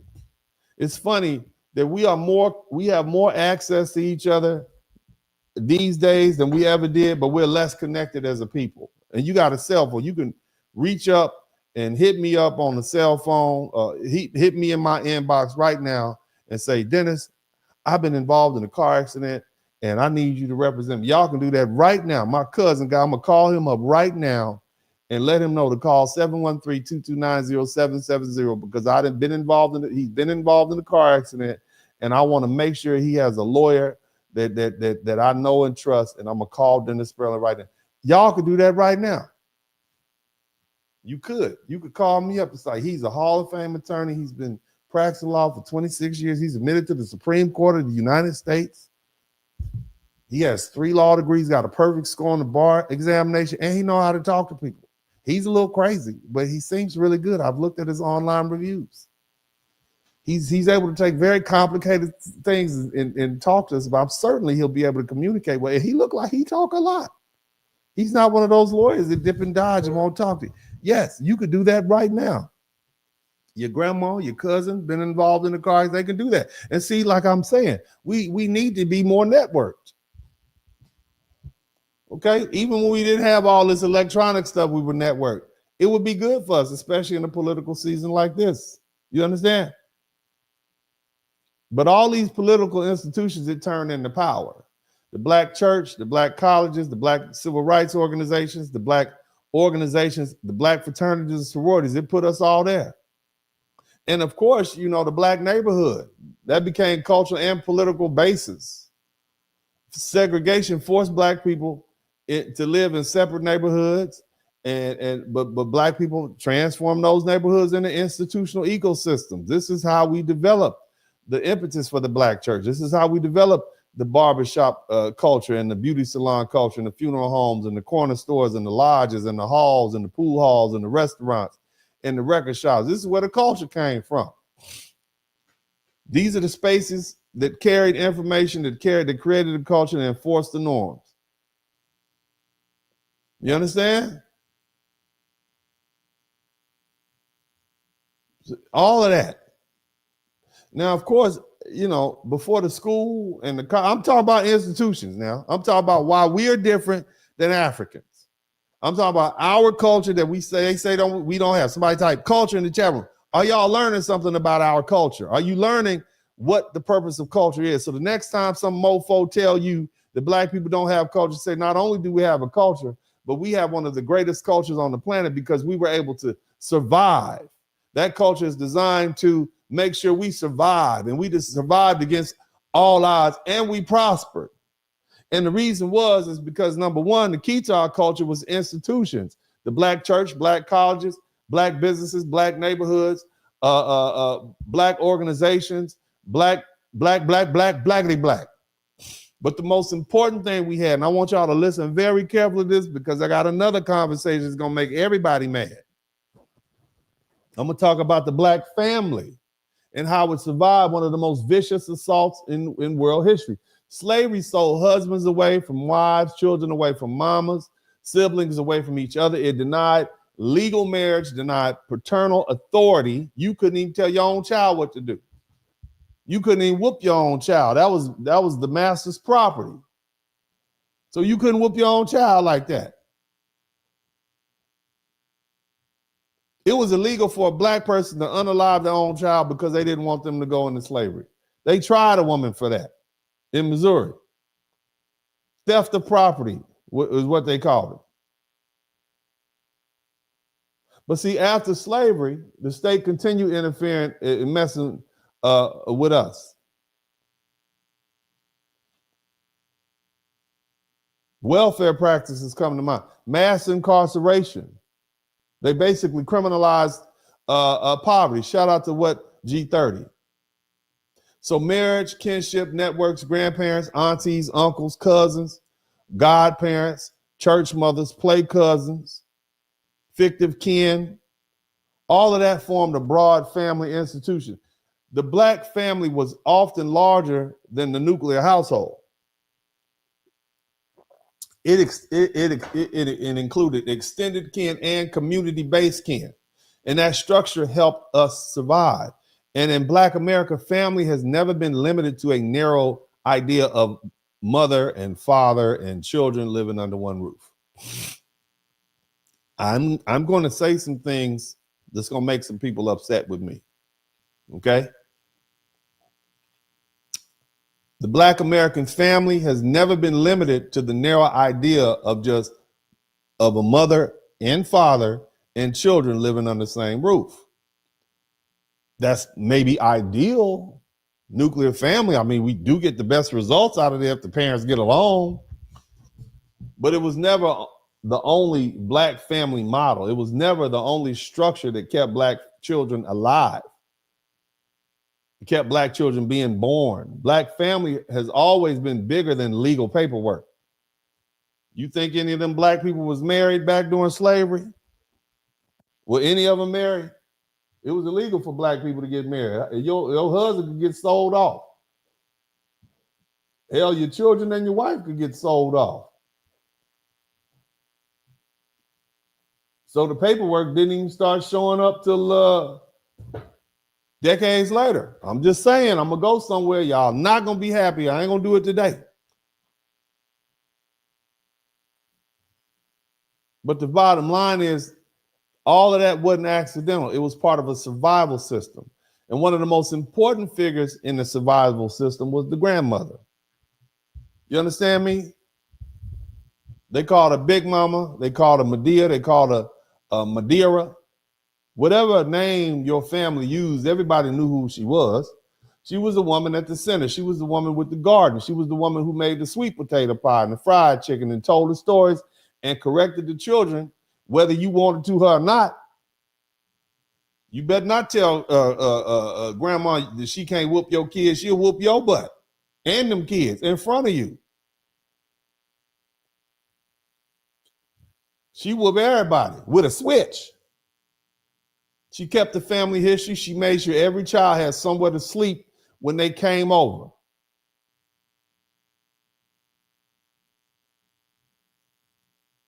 She was the one who could have 5 or 10, 15 children scattered across the floor on pallets, and somehow everybody got fed, sleeping head to foot. Y'all know what I'm talking about.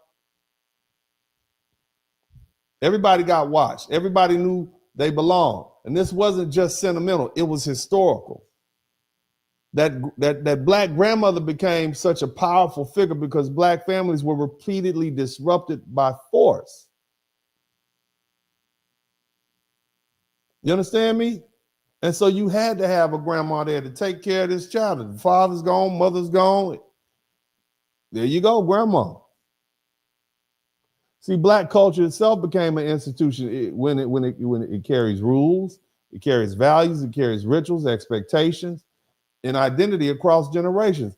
Black music, foodways, language, worship styles, funeral traditions, family reunions, homecomings, cookouts, graduations, barbershops, debate, church anniversaries, step shows, blues, jazz, gospel, soul, hip hop, oral storytelling, all help black people remain people. And that matters because oppression doesn't only attack economic politics, it attacks memory. It tries to make people ashamed of themselves, which is what it has done to you all. And it tries to break continuity between generations, which is what it did to you all. And it tries to separate men from women, which is what it's done to you all. But we've resisted. Our spirituals carried coded hope. Our gospel gave our people strength. Our soul gave us dignity. Hell, our hip hop told our story. It gave young black people a global voice, and family reunions preserved the lineage.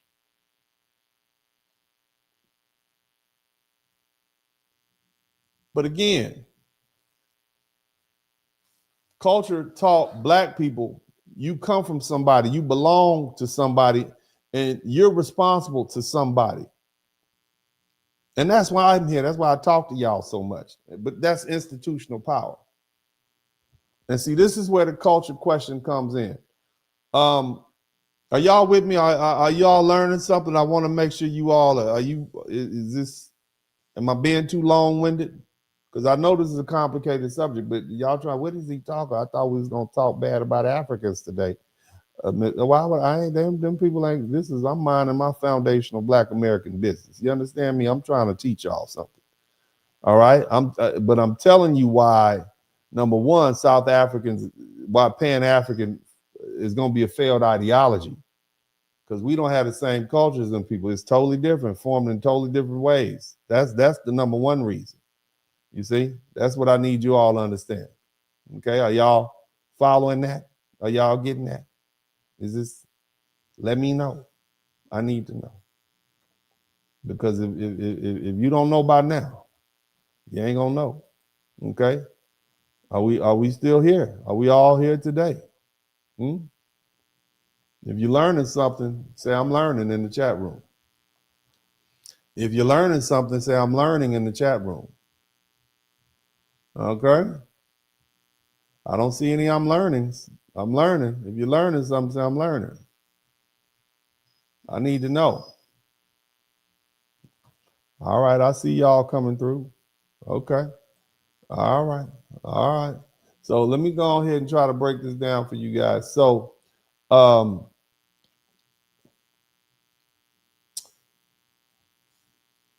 see, culture,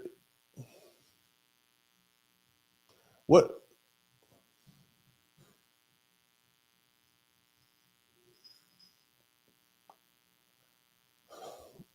we have to understand that the purpose of institutions was for insulation. Okay? Purpose of institutions was not for separation, but it was for insulation, because we couldn't go to their banks. The newspapers lied about us. Okay? We couldn't live in their neighborhoods because they'll run us out of there. Okay? And so the hard conversation is that many of these institutions that carry Black America have weakened today. And that's why we're weakened. The Black church doesn't have the central authority it used to. Every other YouTuber is talking bad about, on one hand, they talk about, you know, I'm pro-Black. On the other hand, they hate Black colleges, or they speak bad on it. And that's on both sides. The pro-Blacks and the Black conservatives are talking bad about HBCUs. And that lets you know exactly where they're coming from. They're on the same side. And I'm the first person to tell you, the so-called pro-Blacks and those white right-wing Black conservatives that y'all see all the time, you might like to hear what they're saying. I listen to some of their ideas, but they all on the same side. Both of them want to tell you what to do. Both of them have a parental role. Anybody with good goddamn sense will tell you, why would you close Black colleges? Y'all want to go sit over there with them white folk at the MAGA colleges? What would your child be going through right now? Hell, which is what they're going through. But what we're dealing with is the Black neighborhoods have been destabilized. Crime is a problem. School fair, drugs are a problem. But all of that is a breakdown of the Black culture. Black banks remain small. HBCUs, they still matter, but they're chronically underfunded. The civil rights organizations have been taken over by POCs. Somebody type POC. Okay?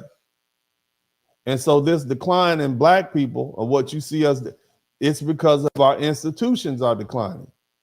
Black people become dependent on other people's institutions. And so here's the thing. The answer isn't simply trying to romanticize the past. That's not it. See, the past had poverty, violence, segregation, injustice, class divisions, colorism, sexism, and real leadership. Do y'all really want to go back to the past? See, but the other thing is the past also has something we need to study seriously, and that's that institutional seriousness. Our ancestors understood that no group survives on vibes. You can't survive on vibes and how you feel. They don't survive on slogans, and you don't survive on individual success stories. People survive on institutions that train children, that deal with crisis, that hold money, that produce leaders, that preserve memory, that enforce standards, that create power. Okay, and that's the lesson that you need to learn. That's the lesson that Africa needs to learn. We don't just need representation, we need institutional capacity. We don't need celebrities per se, we need schools, we need influencers. Yes, but we also need newspapers and media platforms. We don't just need consumers, we need banks, we need political organizations that are for Black people. Okay, we don't need individual graduates. We need educational pipelines. We need disciplined organizations. We don't just need culture. We need culture tied to responsibility. We need the will to build again. You understand what I'm saying? That's what we need. That's the blueprint. Now, And I'm gonna wrap this up. I ain't gonna have y'all here all night, but I wanted to lay that. I want you to understand something. This is why Black Americans don't have the same problems that Africans have. And I know I took a long time to get here. But see, African countries still struggle with building stable institutions that people trust. Black Americans had no choice but to build institutions, and we did it under hostile conditions. We built churches, we built Black church was not just a church, it was a school. It was a meeting hall. It was a political headquarters. It was a counseling center. It was a charity office. It was a marriage network. It was the base of the whole civil rights movement that got everybody where they are right now. You understand? It's a place where you could go and stand up and praise and worship after being disrespected all week. You can get in there and organize and speak and teach, and you can shout and get it all out. We had Big Mama. That's another Black American culture outsiders don't understand. They look at our family structure and they see, oh, the man is missing. Okay. In what period of time in the United States has the Black man been present in the house and is guaranteed? You name one period other than the 1950s, which is a short period of time. After the bump where America was the only nation producing anything because Europe was flattened, Japan was flattened, China is just getting over being ravaged. So America was the only place you could get anything, cars, infrastructure, steel, whatever. That's why we had so much wealth here. That's why, and we were building cheap houses, cheap cars. Go ride in one of them 1950 cars if you want to. No seat belt, brakes always going. Where do you think the term shade tree mechanic came from? But that's a whole nother story. Bottom line is, we have what they would call an unorthodox family structure. Okay? The neighborhood would whip your child before you got them. You see?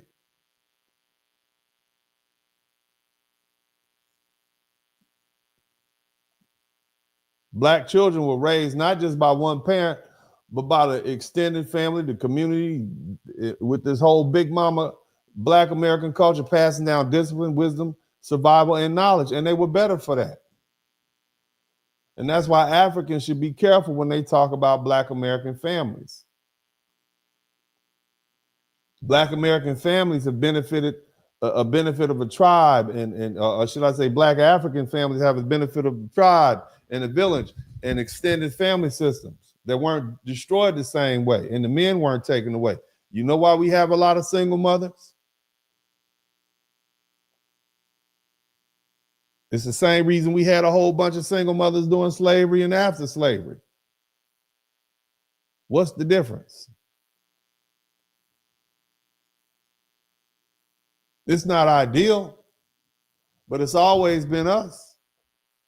And I understand the issues with single motherhood, but at this point, let me just share some facts with you all. Let me give you a preview. Right now, the birth rate amongst foundational Black Americans is, the birth rate amongst all Black people in the United States is about 1.3. You need about each woman needs to have 2.1 children just to replace herself.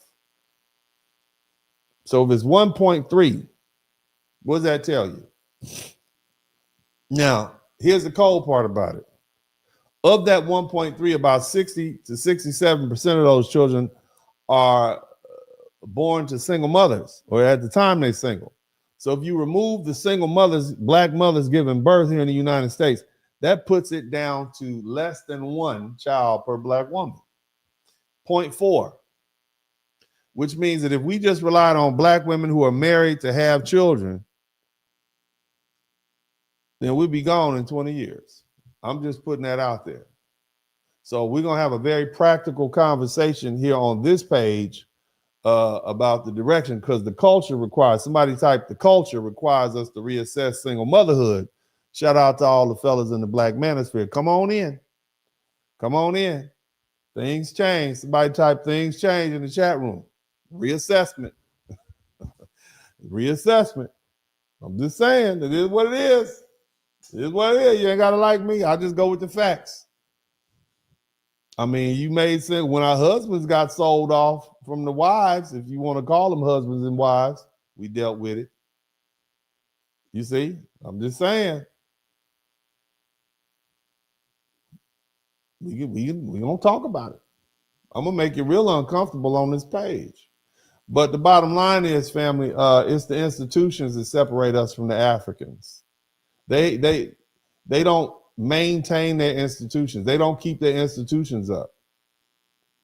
You understand? That's the issue that they have. That's why it's falling apart. The white man left South Africa. Like, okay, you Africans can have it. And look what they did with it. And now they mad because they got some other black people coming in, they're cutting up. See? Black people in Africa, Africans, they struggle with borders created by Europeans, and black Americans struggle with borders created by race. African people struggle with tribal division. Black Americans are forced into racial unity. African people struggle with national leadership and failure, and black Americans had to build leadership outside the state because the state was our enemy, and they definitely failed us. African people fight over who belongs in the country. Black Americans had to fight to belong to the damn country we built.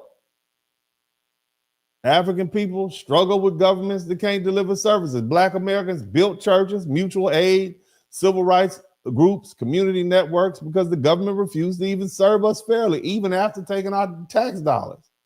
African people leave home looking for opportunity. Black Americans had nowhere else to go, so we had to turn survival into culture. And that's the point.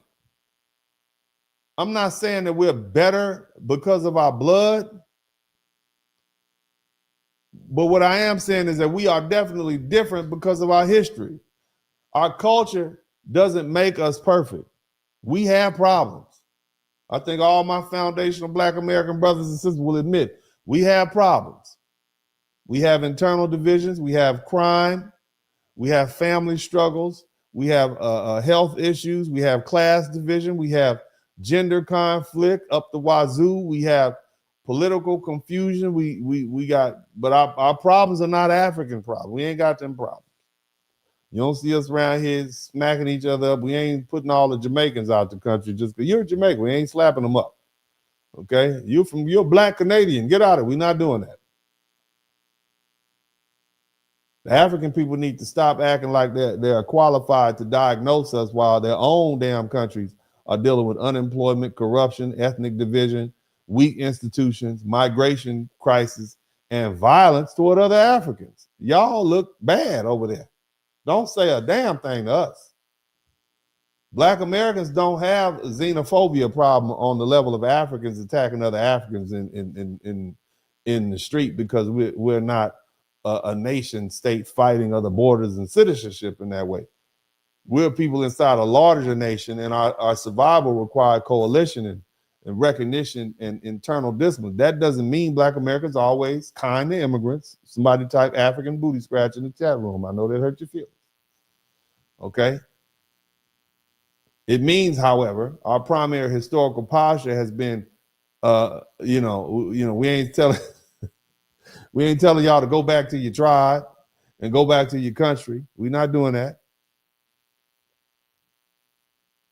All we have said to you all is that you don't understand where you are, and you don't understand who you're dealing with, and do you understand do you really understand America?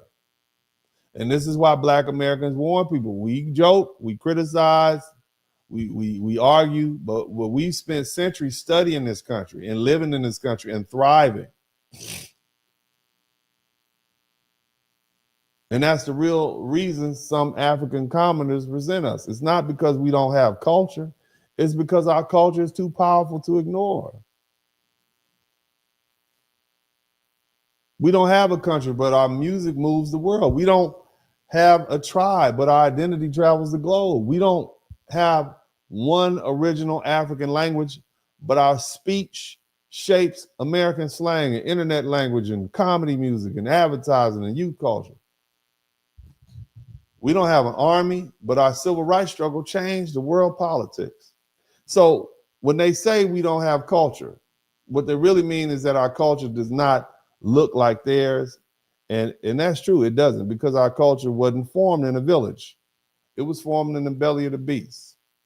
It was formed in cotton fields and churches and kitchens and juke joints and barbershops and beauty salons.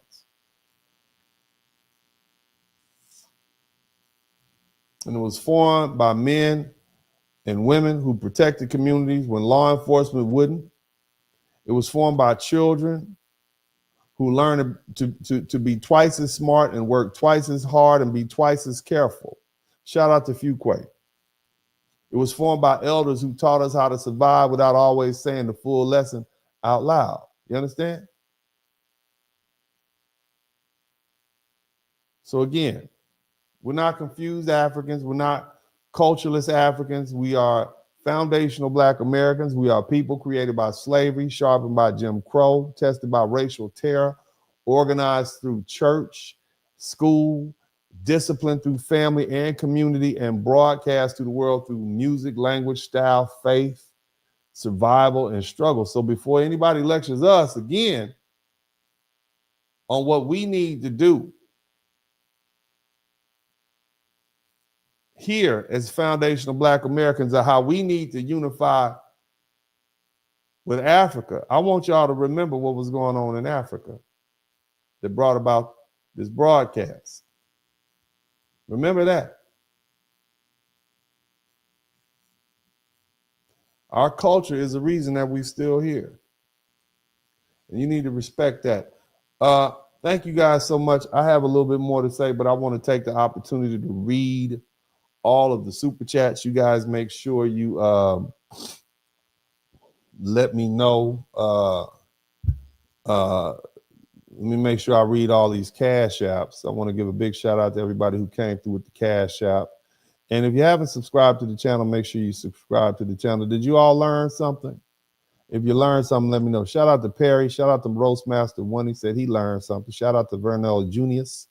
Thank you so much. I appreciate you all for the cash apps. We got 17 super chats. Well, actually, we got some memberships. So let's go ahead and get those memberships going. Shout out to Cosman, became YouTube member. Thank you so much. You gave, all right, awesome. Red Sigma, tribal as hell. That's what they are. Shout out to you. My man, Fuquan became to 5, 10, 15, 20, 25. Shout out to my man Fuquan for the 5 super chats at $5 a piece. Thank you so much, fam. Yaya's kids, good looking out for the super sticker. Also, thank you. Always good to see you, Yaya's kids. Shout out to Intricately Tangled, always learning. Thanks for all you do. Did you all learn the difference between African culture and foundational Black America? You understand now the importance of infrastructure? See, that's what the Africans are dealing with. They have a failure of infrastructure. They have a failure of services. That's why they can't accommodate all these Africans. We don't have that problem here. We are builders. Okay? Shout out to Tech99343. Appreciate you for the super sticker. Thank you again for that super sticker. Also, $1.99 and $4.99. Shout out to What G30. Thank you for the culture. He said, appreciate you, brother. Culture. Mark the freelancer, good looking out. So we got 17 super chat. It'd be great to get 20, but I don't, 3 other people learn, fine. If not, fine. Shout out to Fuquan again for the $5 super sticker. And also, Anna, thank you so much. So shout out to all the people who came through and gave the super stickers. You all are the real MVPs. And join the membership. Welcome to the membership. As you guys will see, it's a lot of stuff in the membership that's not viewable by the public. Now, let's do this. I'm not going to have you all here. I want to say this. In closing, family, this is where the conversation has to move from complaint to responsibility, okay? Black Americans doesn't need to keep waiting on somebody else's institution, okay? Shout out to Big J773, and thank you so much. Just putting a little bit towards my institution. Thank you so much, Mom and Dad. Appreciate you. Look here, I want y'all to understand something. We talk about institutions, right? We talk, and I've been waiting to do this. This is a perfect time period. We already know what helped us survive and thrive in this country. I just told y'all, okay? And I'm gonna put a charge on everybody, Okay, everybody's about to get a charge. Okay, in other words, there's a requirement for you all coming through. I need you all to do something for me. Are you all listening to me? Somebody say yes. Just say, I'll do it. Somebody type, I'll do it. You know it's going to be something good. Uncle D always asks you to do stuff that's good for you. I'm never going to ask you to do anything that's not good for you. Just trust me on this. I want you to listen to me. Okay? I want y'all to listen to me. Okay? All right? I'm always going to ask you to do something good. I'm not going to ever ask you to do anything that's bad for you, unhealthy, or dangerous. That's what real love is. I respect you. Okay? We know what helped us survive. We know what was at the center point in this country. It was the black church. It was the black school. It was the black college. It was the black family and the black neighborhood and the black professional network and the black civic organization and the black economic base. And those institutions carried us through slavery, carried us through Reconstruction, Jim Crow, segregation, civil rights, redlining, exclusion, and every other barrier that these people put in front of us. So the answer isn't to abandon those. Shout out to EFFU. The answer is to rebuild them or build some new ones or reinforce them or fund them, attend them, protect them, and make them relevant again. One of the first places we start is with our historically black colleges and universities. Now, on a personal note, I had to let my son learn the hard way. And now that young brother, his daughter, decided he's going to leave his PWI and head over to the nearby HBCU. So shout out to Baby D. Somebody type Baby D learned a lesson in the chat room. That should be a book. Baby, I told him what to do in the first place. He wants to be a lawyer like me. Son, we got you. I got you lined up. All you got to do is do what I say, do it. You'll get there. I tell him. Now he learned. Somebody type HBCU bound in the chat room. Shout out to Baby D. Learned a lesson.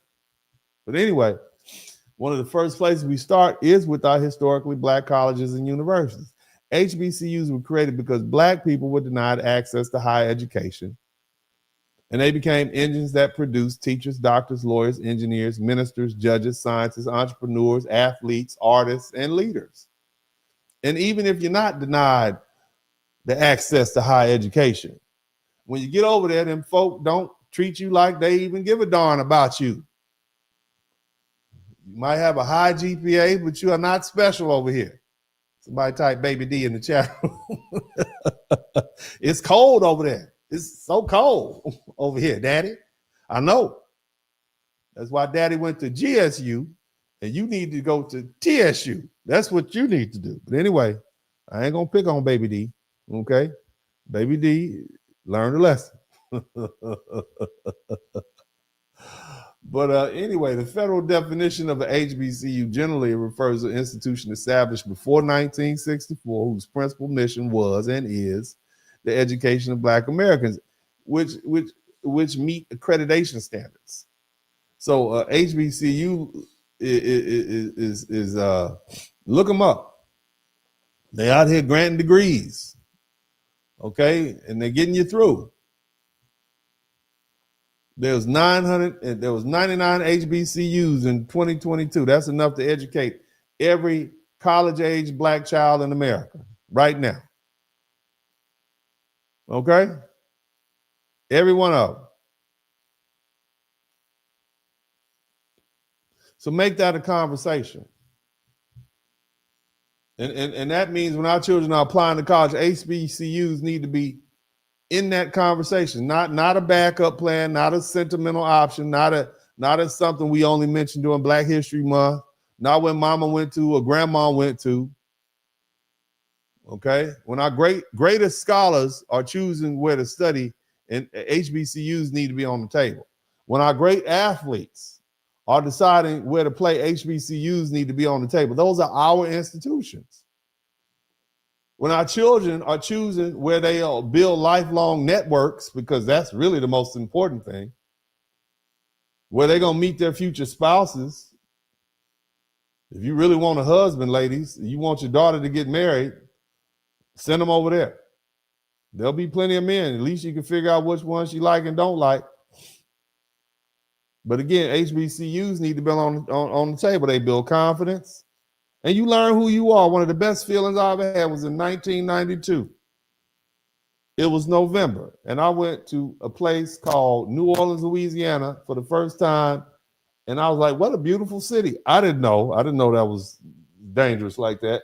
And then I went in the Superdome. This is amazing. And it was surrounded. It was Bayou Classic weekend. And I went to the Bayou Classic. It was Saturday, and there was some beautiful people in there everywhere, wall-to-wall black people. And I was like, this is home.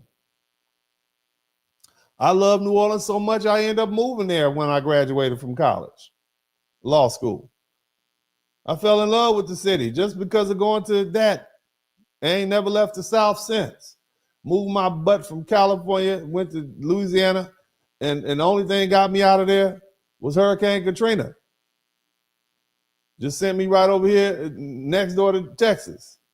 But the bottom line is, family, it teaches you how to love yourself. You get a chance to be surrounded by all these productive black people who are doing great for themselves. Every black household with a college-bound child should at least have we looked at Howard? Have we looked at Hampton? Have we looked at FAMU and North Carolina A&T? Have we looked at Prairie View in Texas? They're doing great. They're nationally ranked. What about Texas Southern? Southern. You're going to have a good time in Southern. Home of the 6-year senior. What about J State? Morgan State. How about Tennessee State? Tuskegee, Xavier, Clark, Atlanta, Fisk. All the rest of the schools. Make that part of the conversation. All right? Institution building. Somebody type institution building. Here's another one. Institution building. We got to go back to the black church. Somebody type black church in the chat room. All you Muslims, all you Hebrew Israelites. I'm not even requiring you to be deeply religious. That's not the point. Do you think all those black people who went to church on Sunday back in the day were deeply religious? I'm saying understand what the black church has been. It wasn't just a place where black people shouted on Sunday. It was a community center. It was our organizing hub. It was a counseling office. It was our food bank. It was our political meeting place. It was our children learn how to speak in public place, where our elders were respected, where our families were known, where people checked on each other, and where the community still had a moral center. Did you see my black pastor married me and my wife? Did y'all see the little video yesterday? I put a little bit up. That's my pastor from my little church in 5th Ward, and he sounds every bit like a black pastor, doesn't he? Had the beard and everything. He said, we, Mr. Spurling, we're going to marry you and we're going to bury you. That's my church home. Somebody type church home in the chat room. You understand me? I live in this nice, highfalutin neighborhood, and my little old black church pastor from 5th Ward, Houston, Texas, came out here and married me in my backyard. You understand me? Somebody type church home. They ain't going to do that for you. They don't know you. But the pastor told me I was a great member of the church because, you know, Uncle D spreads the wealth. I take care of my church. You understand me? And here's the thing. Here's the challenge. Somebody type challenge in the chat room. Whether you in Philadelphia or Fresno, okay? Whether you in Brooklyn or Boston, I want you to find a small black church in a predominantly black neighborhood in your town. Let me tell you, let me say it again. I want you to find you a small black church in the hood in your town or the next town over or somewhere nearby and go at least once a month. That's right. Go contribute. Go fellowship. Go be present. Get there on time, sit in the pew, go shake hands, go meet the elders, go let the children see you and your handsome and beautiful self. Let them be motivated by your presence. And understand you don't have to go there only for religious ceremony. That's not why you're going. You can still be a Muslim. You can still be a Hebrew Israelite. Just sit yourself in your seat. You're going there to help. You're going there to help revitalize a crucial black institution, because when there's a strong black church, there's usually a strong black community around it. And yes, they need to see you. They need to see you in your rich self, pull up in your big, long Mercedes Benz with your Birkin bag and your Gucci shades or your tailor-made suit and your good shoes with your beautiful children, dressed up, standing next to you. Bring your husband, ladies. Fellas, bring your wife. Bring your baby daddy. Bring your baby daddy and your husband.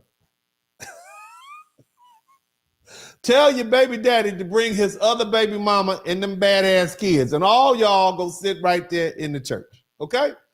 Dress those children up. Put ribbons in their hair.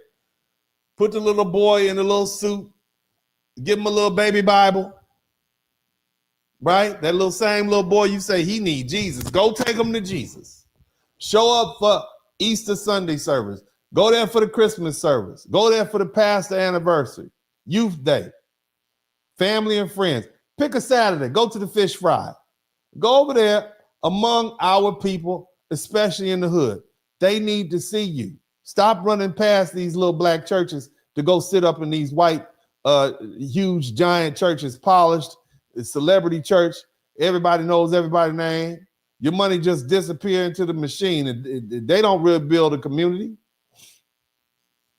Don't you think Joel Osteen has got enough of your money? This man got a whole basketball stadium.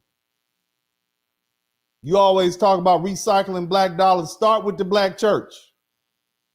Go find a little tiny Black Baptist church, Black Baptist church, or a little AME church, or a little CME church, a little holiness church, a little storefront church with the little twin rows and the pews, an old black pastor in the three-piece suit, and the Stacey Adams shoes, and the mother of the church sitting in the front row with the big hat on. That's where the rebuilding starts. It doesn't matter if you're a Baptist, AME, CME, Church of God in Christ, Pentecostal, Hebrew Israelite, Jehovah's Witness, Nation of Islam, non-denominational, or just somebody who still believes in God in the community. That's not the point. This isn't about religious worship, and I know that's going to be hard for y'all to get around. The point is institutional rebuilding. Through fellowship and connection, we need to be around each other. We need our children to know our elders or somebody's elders. We need our elders to see our children. We need our successful people back in the neighborhoods while institutions are struggling. We need money, mentorship, presence, example, correction, love, accountability back in the same room. Because see, if we cut down on the chaos, the isolation, the disrespect, the broken families, the lack of direction, the lack of community structure, we got to stop acting like our institutions don't matter. If y'all want that to happen, you want black men and black women to get along, they got to hang out with each other. But see, those institutions matter. They always matter. Strong black people come from strong black families, and strong black families come from strong black communities, and strong black communities come from strong black institutions. And for Black America, two of the most important institutions we've built are the black church and the black college. So don't just talk about rebuilding Black America, enroll in it, visit it, fund it, volunteer in it, bring your beautiful children to it, put your athletes in front of it, put your scholars in front of it, put your money into it, put your presence into it, put your respect back into it. That's how we rebuild. That's how we reconnect. And that's how we become one people again. This is Uncle D. I love y'all. And as I always say at this time, I'm out.